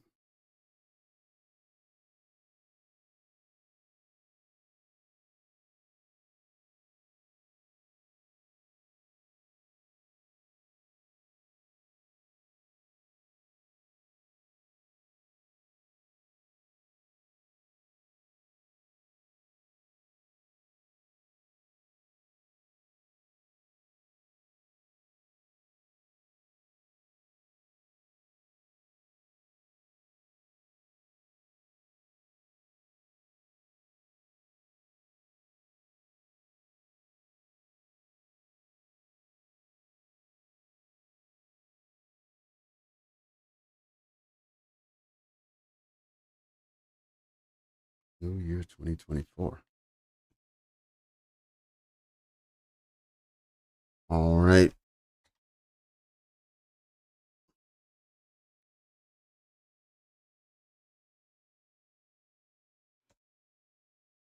Oops.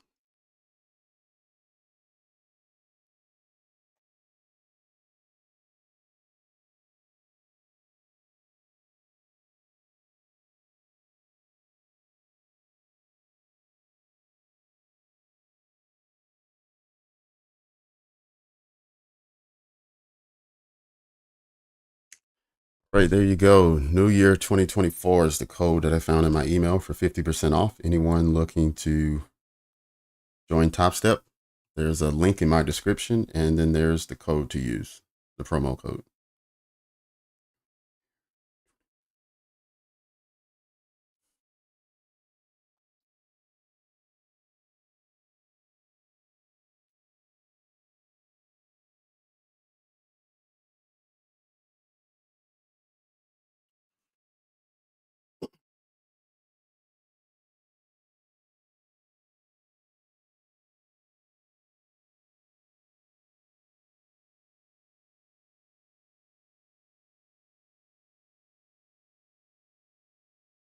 Oh man, Deb, it's almost there. It did for whatever reason, it won't tap us. It won't tap you in.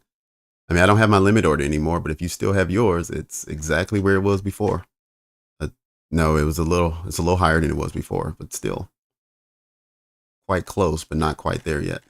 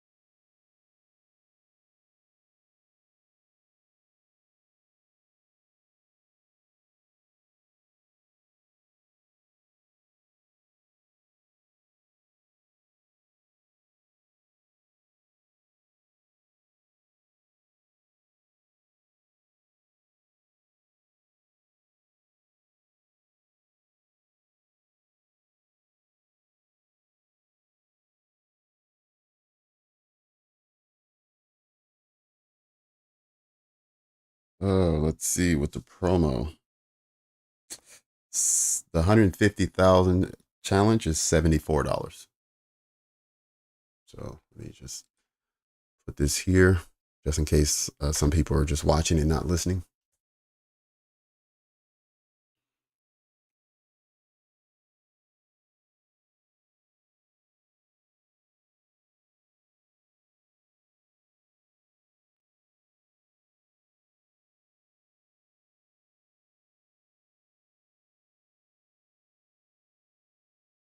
Mhm. Okay.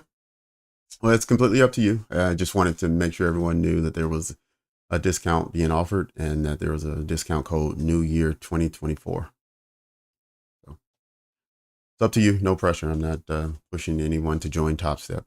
But if you're interested in prop firm funding and you like TradingView, I recommend Topstep.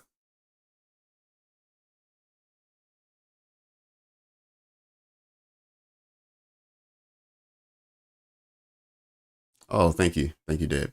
Appreciate it.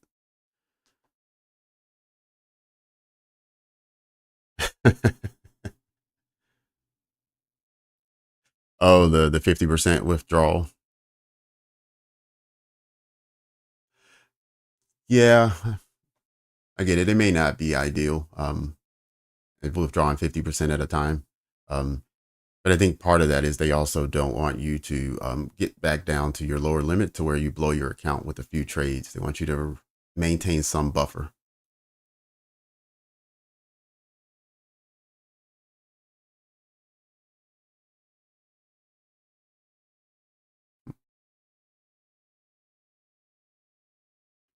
The activation fee, I'm not sure.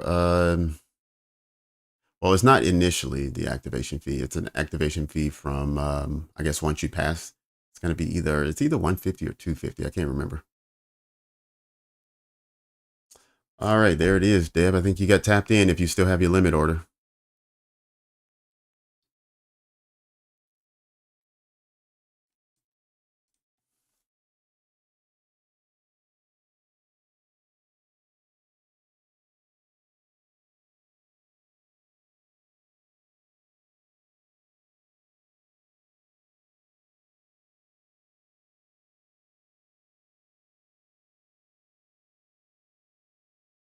Okay. All right. I didn't realize that. Okay. I think the reason why I didn't choose Apex is I don't like their is it the trailing drawdown or is it the I can't remember unrealized profit? It's one of those where I wasn't a fan of that rule.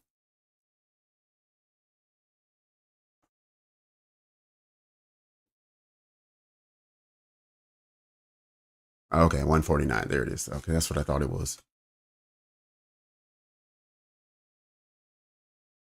Yep. But I have several friends that are using Apex and they like it. So I'm not going to talk bad about Apex. I just have my own personal preference.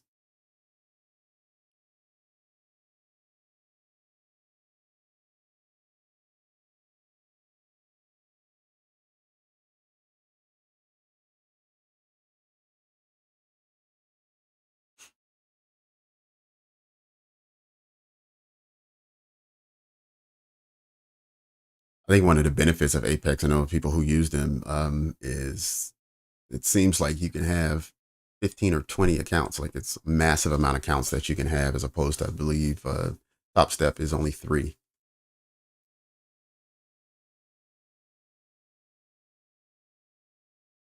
So I think what some people do is they'll initially get a 50,000 account and then they'll eventually make their way to 350,000 accounts because you're limited.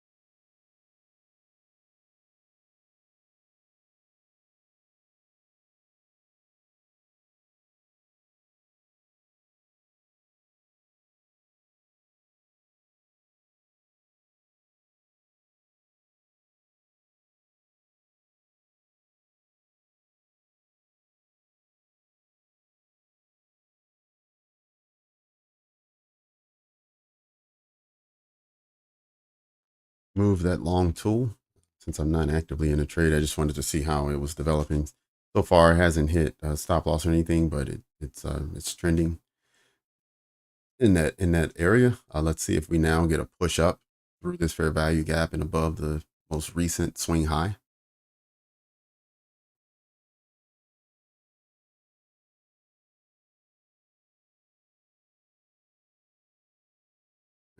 It may move up in the time that I'm looking at. Matter of fact, let me move to the 5-minute.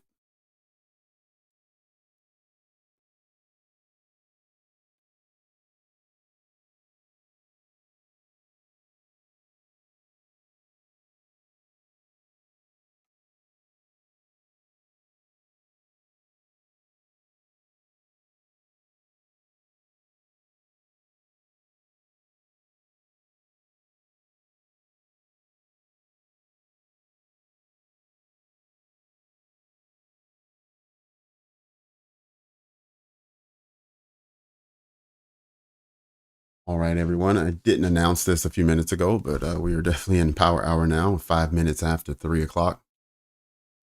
So far, we have the dollar and all indices selling. So they have lost the market fundamentals that they had during the last hour.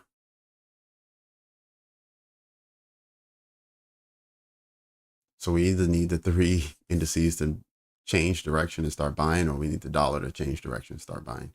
Until then, I'm going to hold off on any entries or pointing out anything that I would like to take as far as an entry is concerned.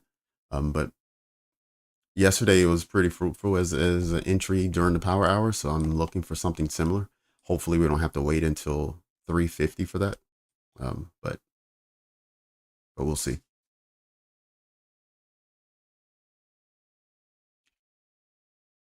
Right. As you can see on the 5-hour, price really hasn't moved out of this range all day. We joined around 9:40, 9:35 this morning. Right. Price was in between this area, and we're still there. So yeah, today hasn't been great trading, especially if you look at it from this view where you really couldn't get in a rhythm and say you knew exactly where price was going, because price was just, just kind of doing his thing, bouncing around.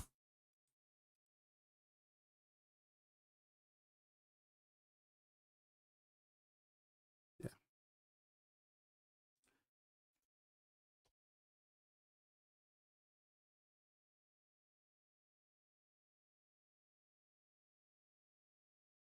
Oh, is it?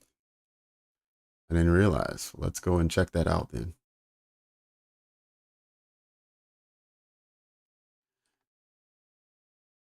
Oh, okay. Yeah, it makes sense. We had a big sell off from London. That makes absolute sense. And we haven't returned in there. So for anyone not familiar with RTH, that's regular trading hours. Regular trading hours is just New York opening bell until closing bell. So 9:30 in the morning until I think 4:30 in the afternoon. So that's what regular trading hours are. You have a toggle switch on the bottom of TradingView, and you can toggle between RTH and ETH, which is electronic trading hours. Electronic trading hours is 23 hours per day. It only closes between 5 p.m. and 6 p.m. And so usually what you see is if there's a big price movement between Asia and London, it creates what they call the regular trading hour gap between the previous day close at 4:30 and the next morning's open at 9:30. There could be a lot of movement there. And so then during the following trading session during New York, you expect for that gap to be closed. If it's not closed the following day, then you still days afterwards, you still expect price to return and close in that gap.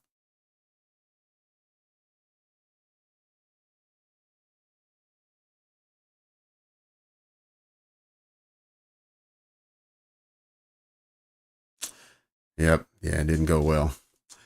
And that's one of the reasons, Deb, why when I see a trade that I like and I barely miss it, and then it runs to the target that I want it, I try to stay away.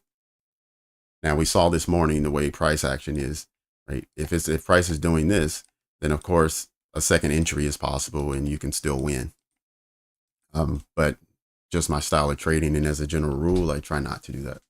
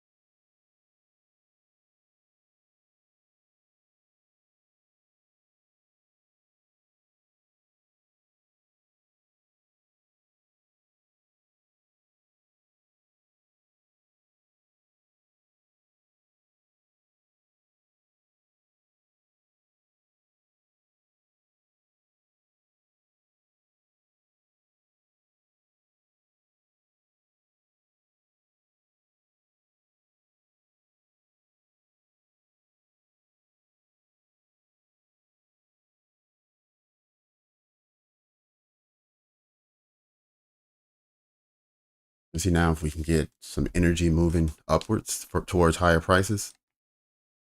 Hopefully it creates a fair value gap somewhere. That would be ideal.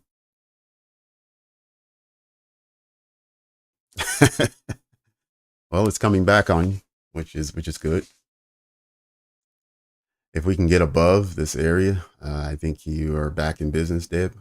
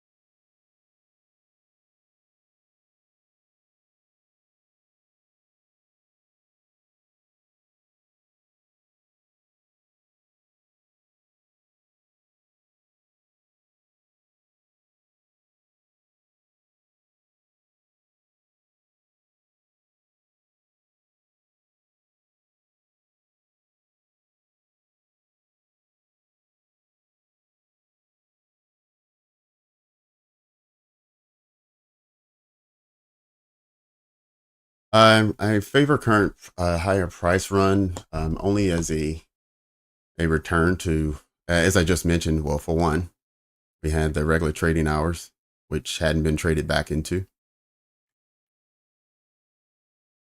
Right, that was a start. Right, we have this whole area up here that it traded down during London, but we never traded back up into that area. Secondly, generally in the afternoon, you'll see price push towards the midnight open. The midnight open is above us, so I favor it for those two reasons. We're in the last hour of the day. Price has been pushing down, so if you look at the daily candle, you just see just a candle pushing down without much of a wick. So it also want to create a wick towards the end of the day, so you'll see a push upwards. But those are the only reasons. Not that I'm expecting price to run towards some high that we have on a higher time frame or anything like that.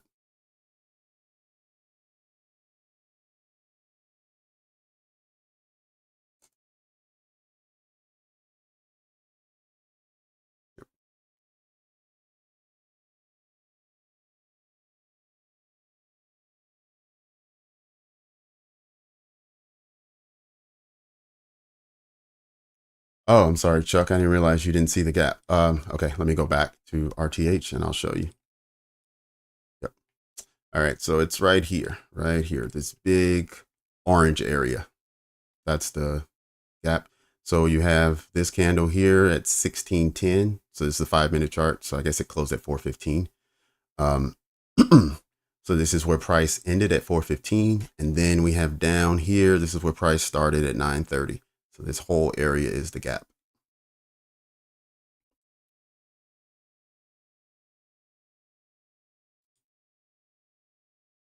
Right, let me just move this because that's not part of it. All right, there it is. It's cleaner. I took the fair value gap off, so now you don't have that pink and yellow blending to make orange. So that's it, Chuck.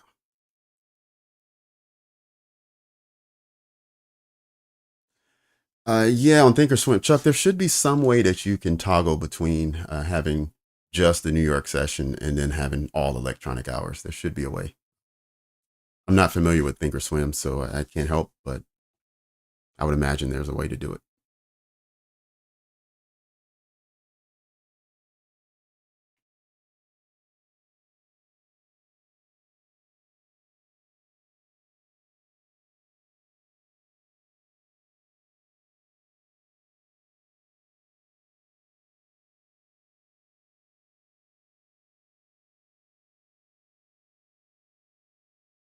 Right. Ray, it could be that price just wants to push all the way down until the final bell. Like that does happen. But I got to play the odds here. And after looking at price day in, day out, a lot of times that's what happens. You get a push towards the midnight open price. Yeah, that's it. And so far, I mean, If we look at price today, it hasn't really done much since New York opened.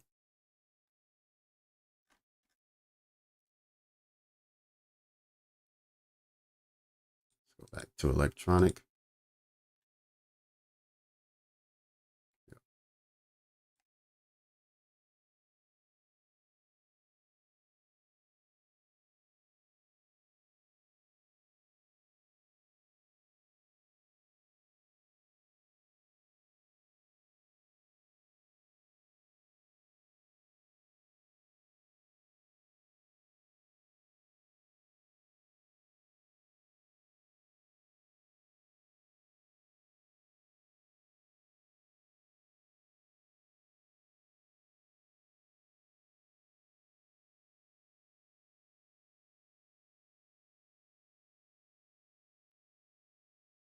And just to add to that, Ray, the only way I would favor, I mean, it would have to be an energetic move. So we would have to see price really show that some sort of bullish momentum is in play. So I wouldn't just blindly take a long just because of what time it is. I still want to see price indicate that that's what's happening.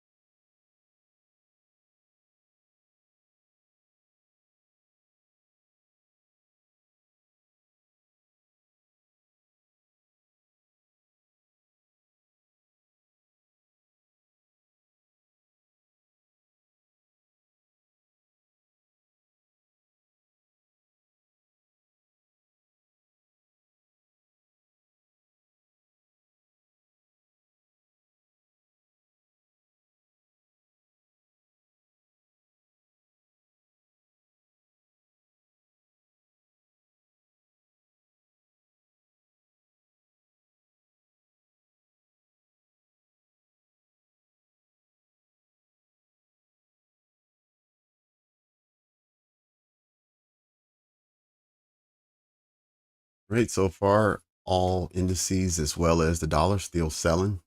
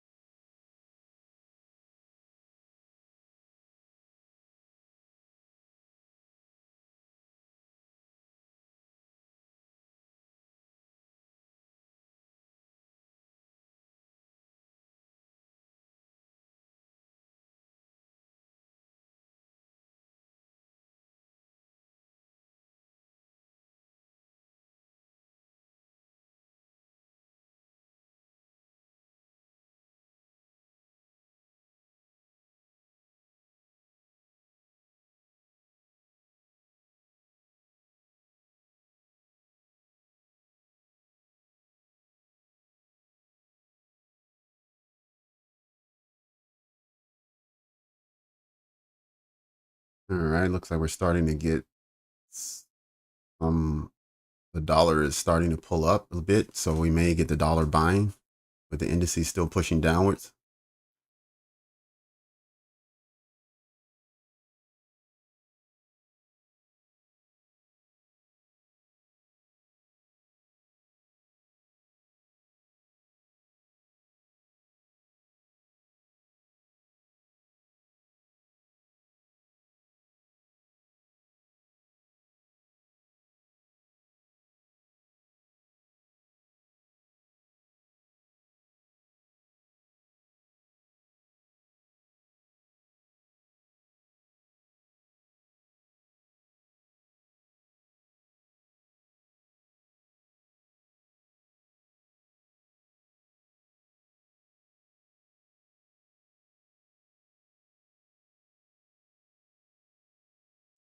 Seems a little Price seems a little lethargic right now.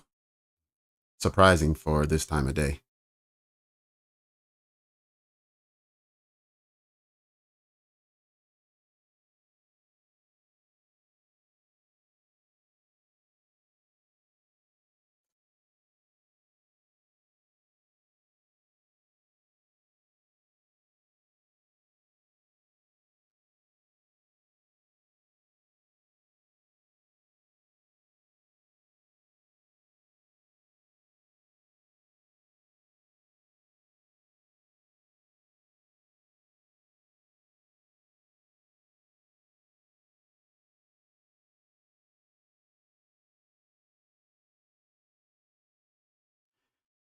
All right, must have heard me talking about it.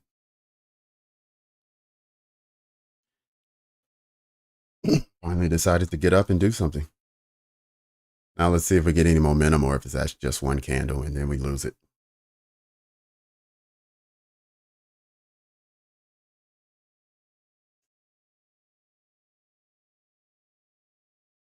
If we can get above the fair value gap, we might be in business. Yep, magic gadgets. Yeah, we were talking about that just a half hour ago or so. I put the code in the chat so everyone could see it just in case they wanted to use it. New Year 2024.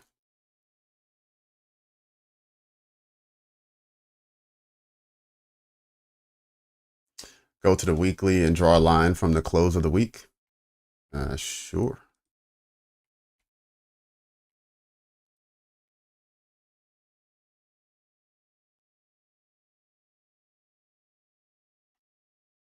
Okay. You mean what are you looking for exactly? A line from the close of last week?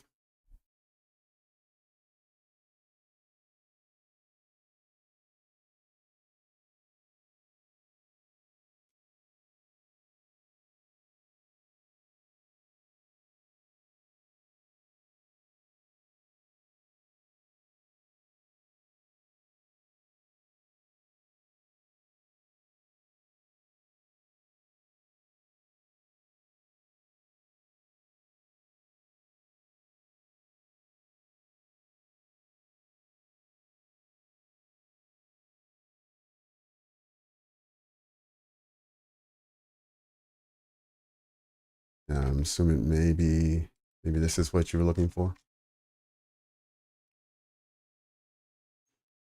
Let's see. Let's turn off some of these.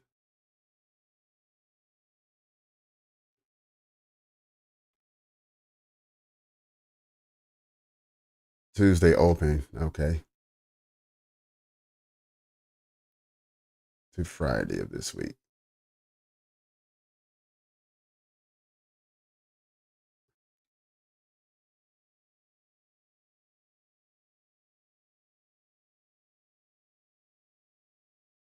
Oh, on a daily. Got it.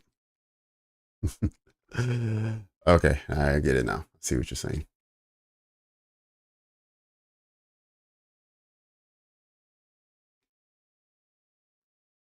Yep.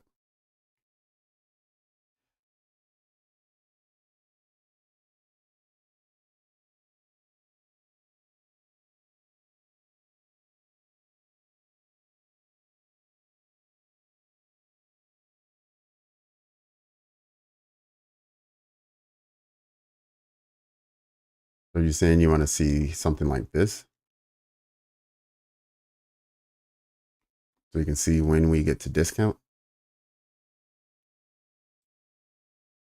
Let's see, I have, oops.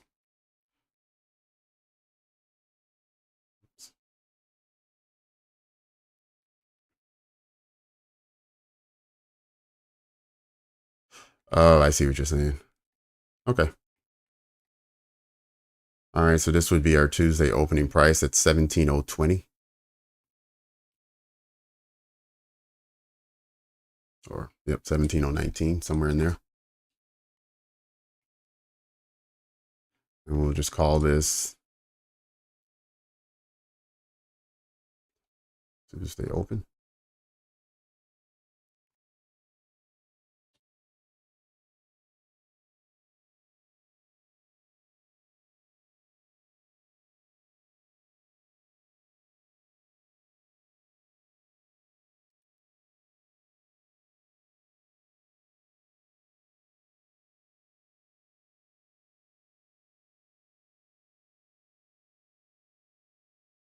Yep, so based on that, I guess you can always take a Fibonacci from there to where we are now, or wherever the low of the week is. You get to the low of the week, and then as we start seeing retracements throughout the week, you can look and see when we cross over the 50% into premium pricing. Or, yeah. Okay, so I'll leave that there, and there's the new week opening gap, so you can always see where it is.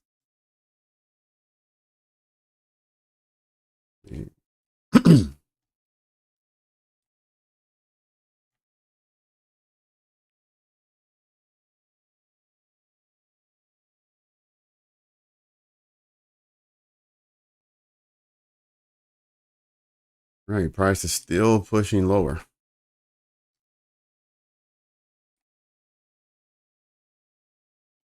But as I mentioned, very lethargically, not a lot of energy at all. Very few large candles.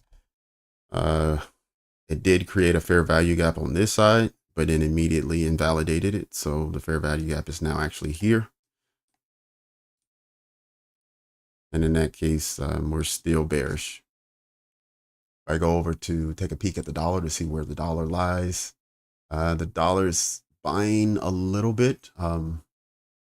But yeah, the candle on the dollar is not nearly as strong as what we have on the indices. All the indices are pushing down quite a lot. And yeah, that's all of them. So that's the Dow, the S&P, and Nasdaq. So with that being said, we may not get any bullish momentum until sometime after trading's over.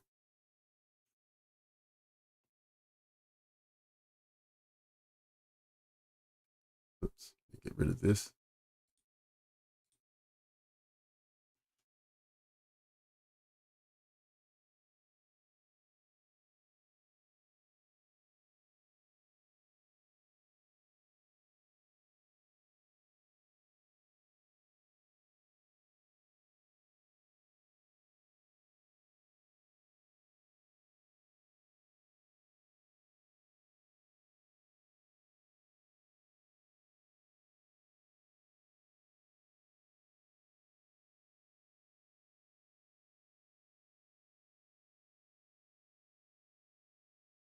Another strong candle, but just like previously, we've struggled to follow that up with another successive strong candle. So we'll watch and see how the next couple candles close out, and that'll give us an indication of what the last half hour of trading is going to be today. Everyone in the room, if you could hit the like button. We have 30 more minutes of trading today, and it'd be nice if YouTube would send us just a couple more traders who want to join our room. So if you could hit the like button, that would help YouTube continue to promote the video throughout the session, and hopefully we get a few more traders.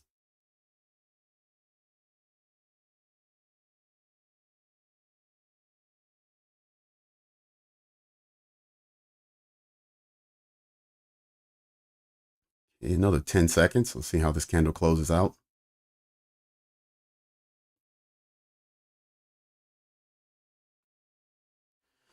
Hey, not bad at all.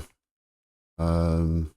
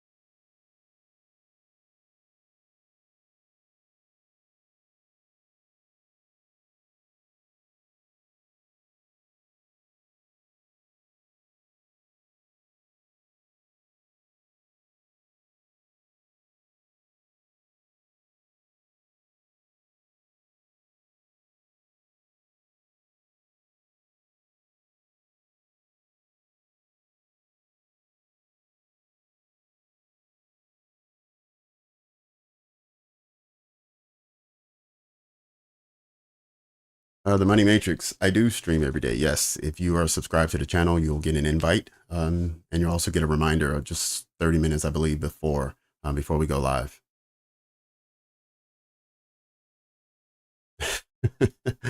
Yeah, Deb, I hear you. That does happen. So we'll see if I can get an entry here and whether it turns into a good trade. Oh, actually, it would need to stretch this out.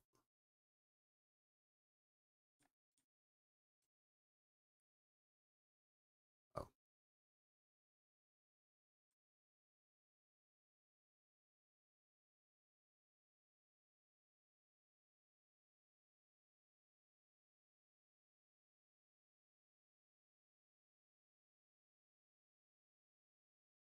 Yeah, let's hope it's low resistance. That's what I'm hoping for.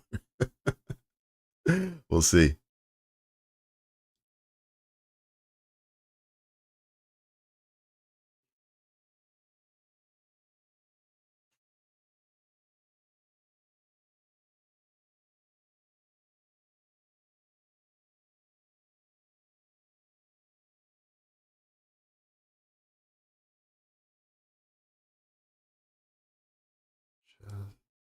There we go.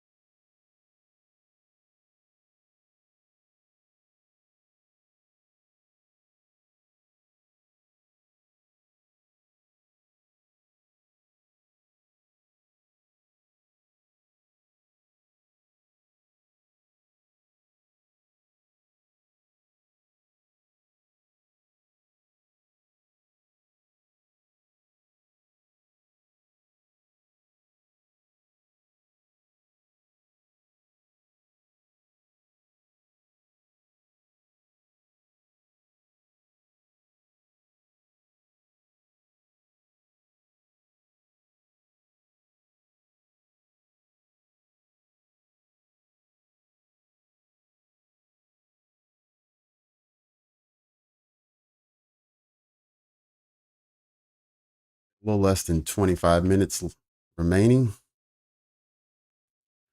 Still hopeful maybe this last setup will present itself and work out. But again, that's being hopeful.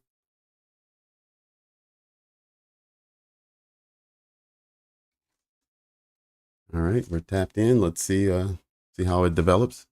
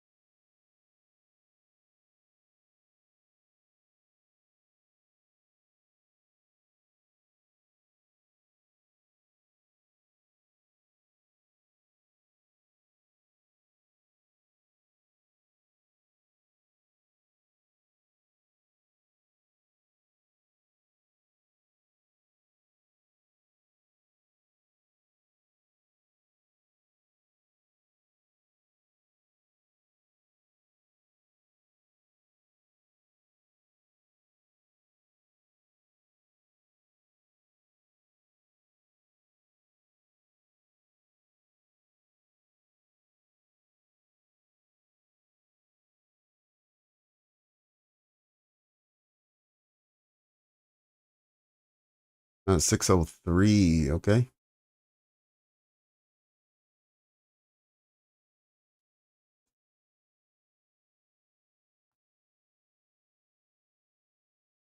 I see. 603. Is that the double highs? Yep.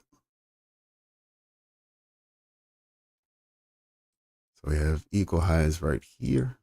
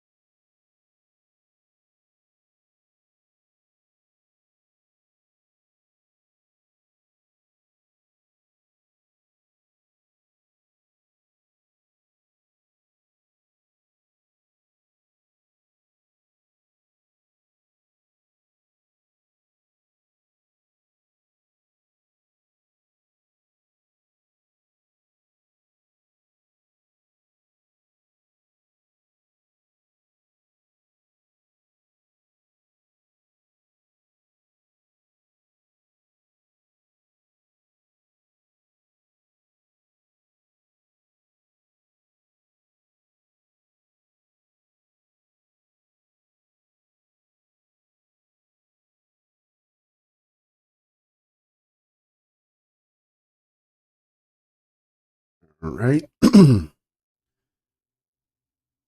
Another 20 minutes. Another 20 minutes. Now it's 3:41.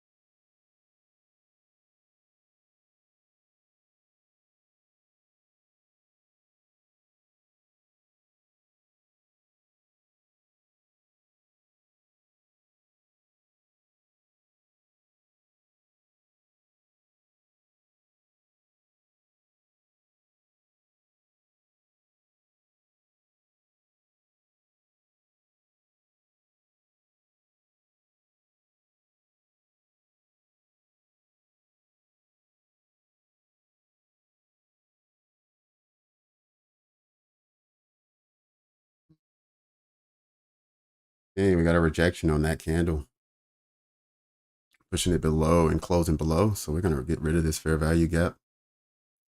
We're at our last line of defense. If the fair value gap can't hold price, then it'll run into our stop loss.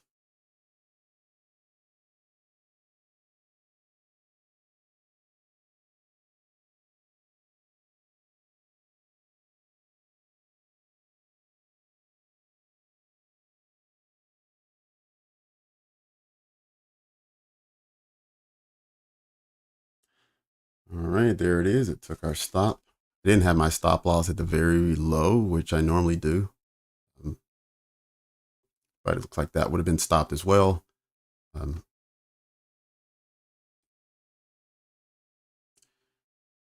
all right, let's see how this candle closes. And we'll get rid of this last fair value gap and then, okay.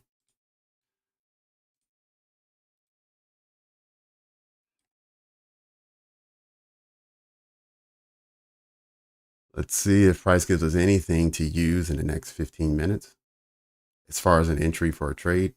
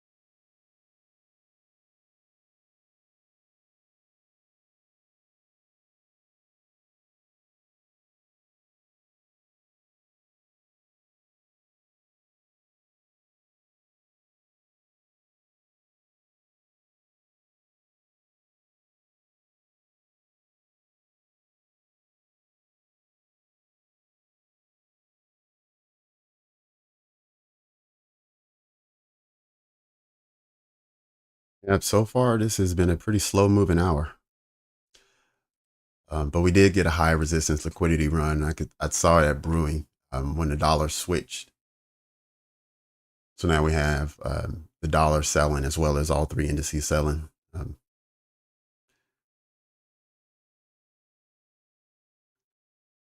we were at the end of the day. I thought that price would hold up here. We got a pretty nice energetic move on the bullish side. Fair value gaps created along with a breaker. So we had a low, a high, and then we had a lower low and then a higher high. So we had a breaker in the middle with fair value gaps. Perfect unicorn setup. It didn't work out, but no single setup is 100%. I'll take that trade again if it shows itself. Maybe not in the exact same spot, but if I get a breaker with a fair value gap again, I'll take that trade.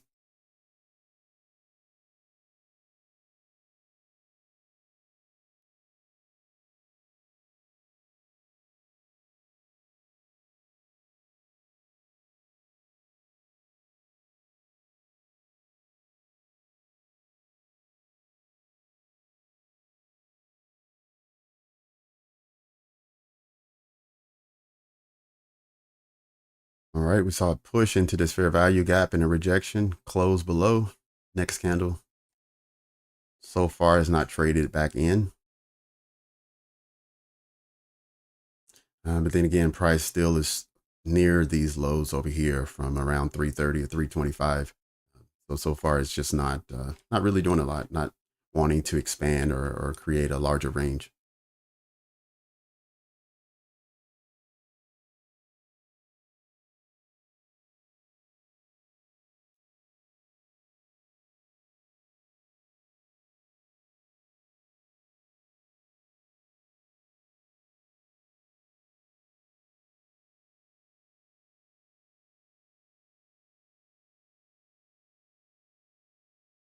Hey, 350. Now things are happening.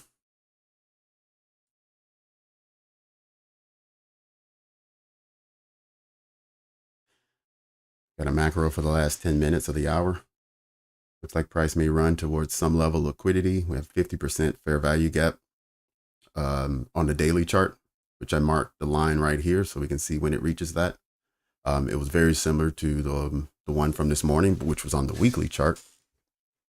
Once price hit that consequent encroachment, we saw it push off of that, and that was the morning move. So I just wanted to mark this up since this is our next level on a higher time frame to reach, and just make sure that we're all aware of when we reach that level. So if we do see a big reaction from it, we understand why.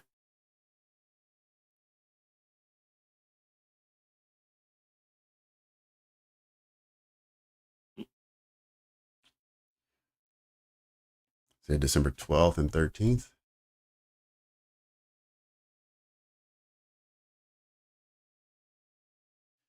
Yep, that could be. We're also we passed this afternoon. We passed the 50% of on the daily. If you look at that entire price leg from around December 10th to the end of the year, if you look at that price leg, we're below 50%. So we've retraced almost, well, not below 50%. We're above. We've retraced almost 55% roughly. So at any moment, if it wants to return bullish, it can, and price would be relatively balanced with this retracement. Oh, okay. So we're really close to the consequent encroachment I was talking about. Got within 3 points of it.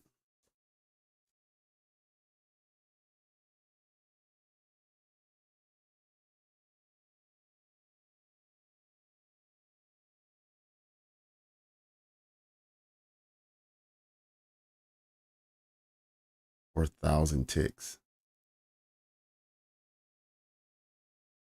How did you get 1,000 points?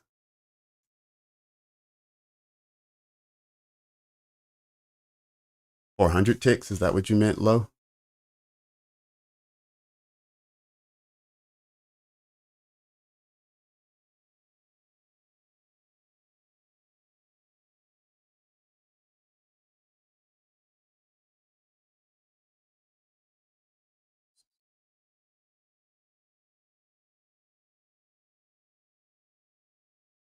Oh, okay. Got it. All right. Sweet. Yeah. Good 100-point move. That's that $2,000.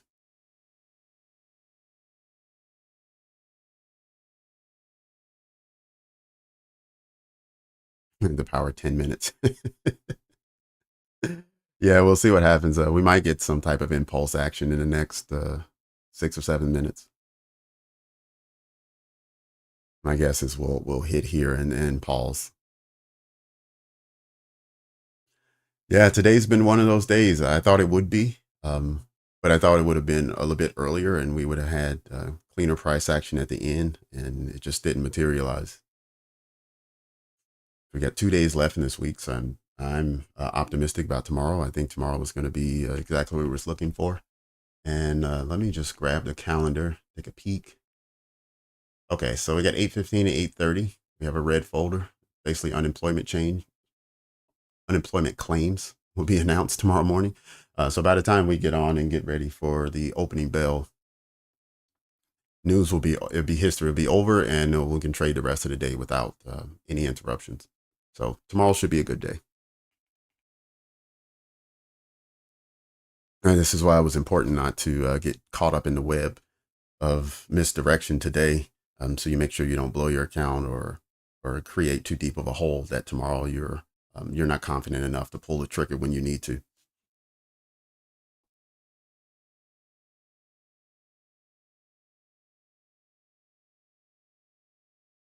Micros and just let it go.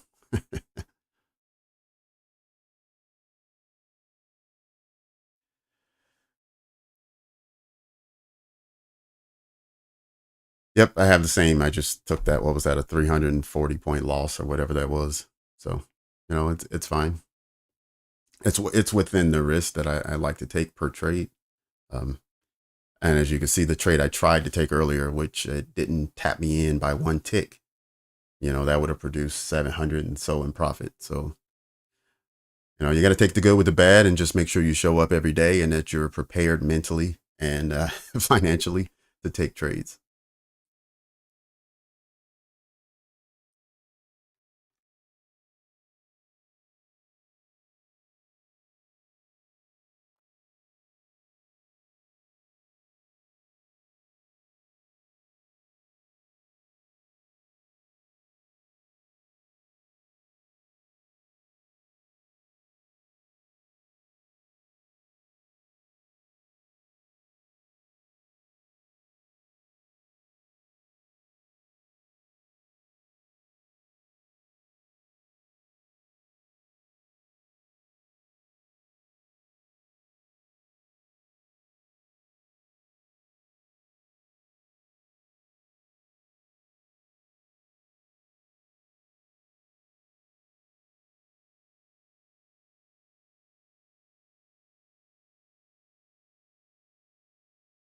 Micros, $400. There you go.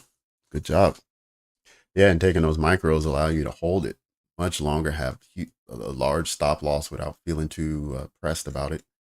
And then if you're able to get a 100-point move, you still made just as much as someone else, but they likely wouldn't have gotten an entry. Yep, good day. Definitely a good day, Low.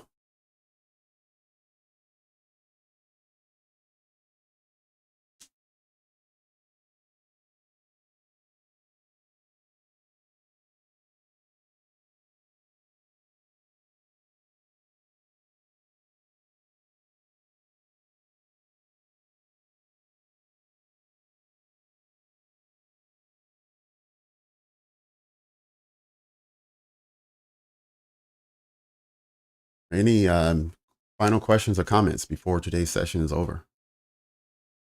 Go ahead and throw it in the chat now while we're all still here.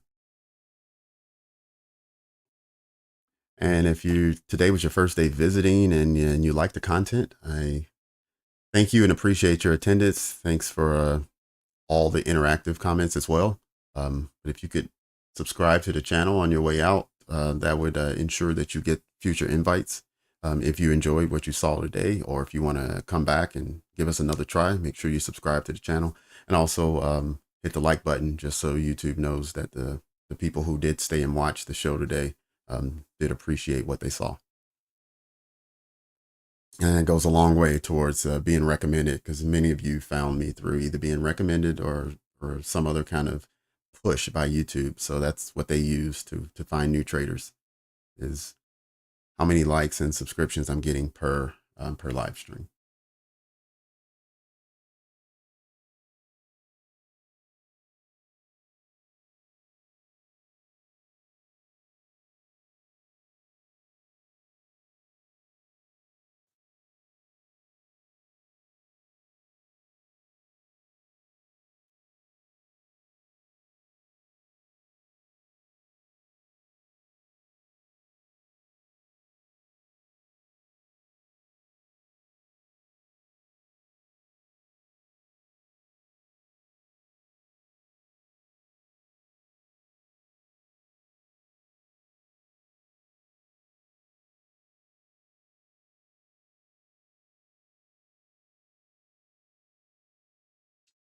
No, I'm not going to take that one. I thought about it for a second, but it's 359. It's probably not worth it. PNCH. PNCH, no, it's a 150.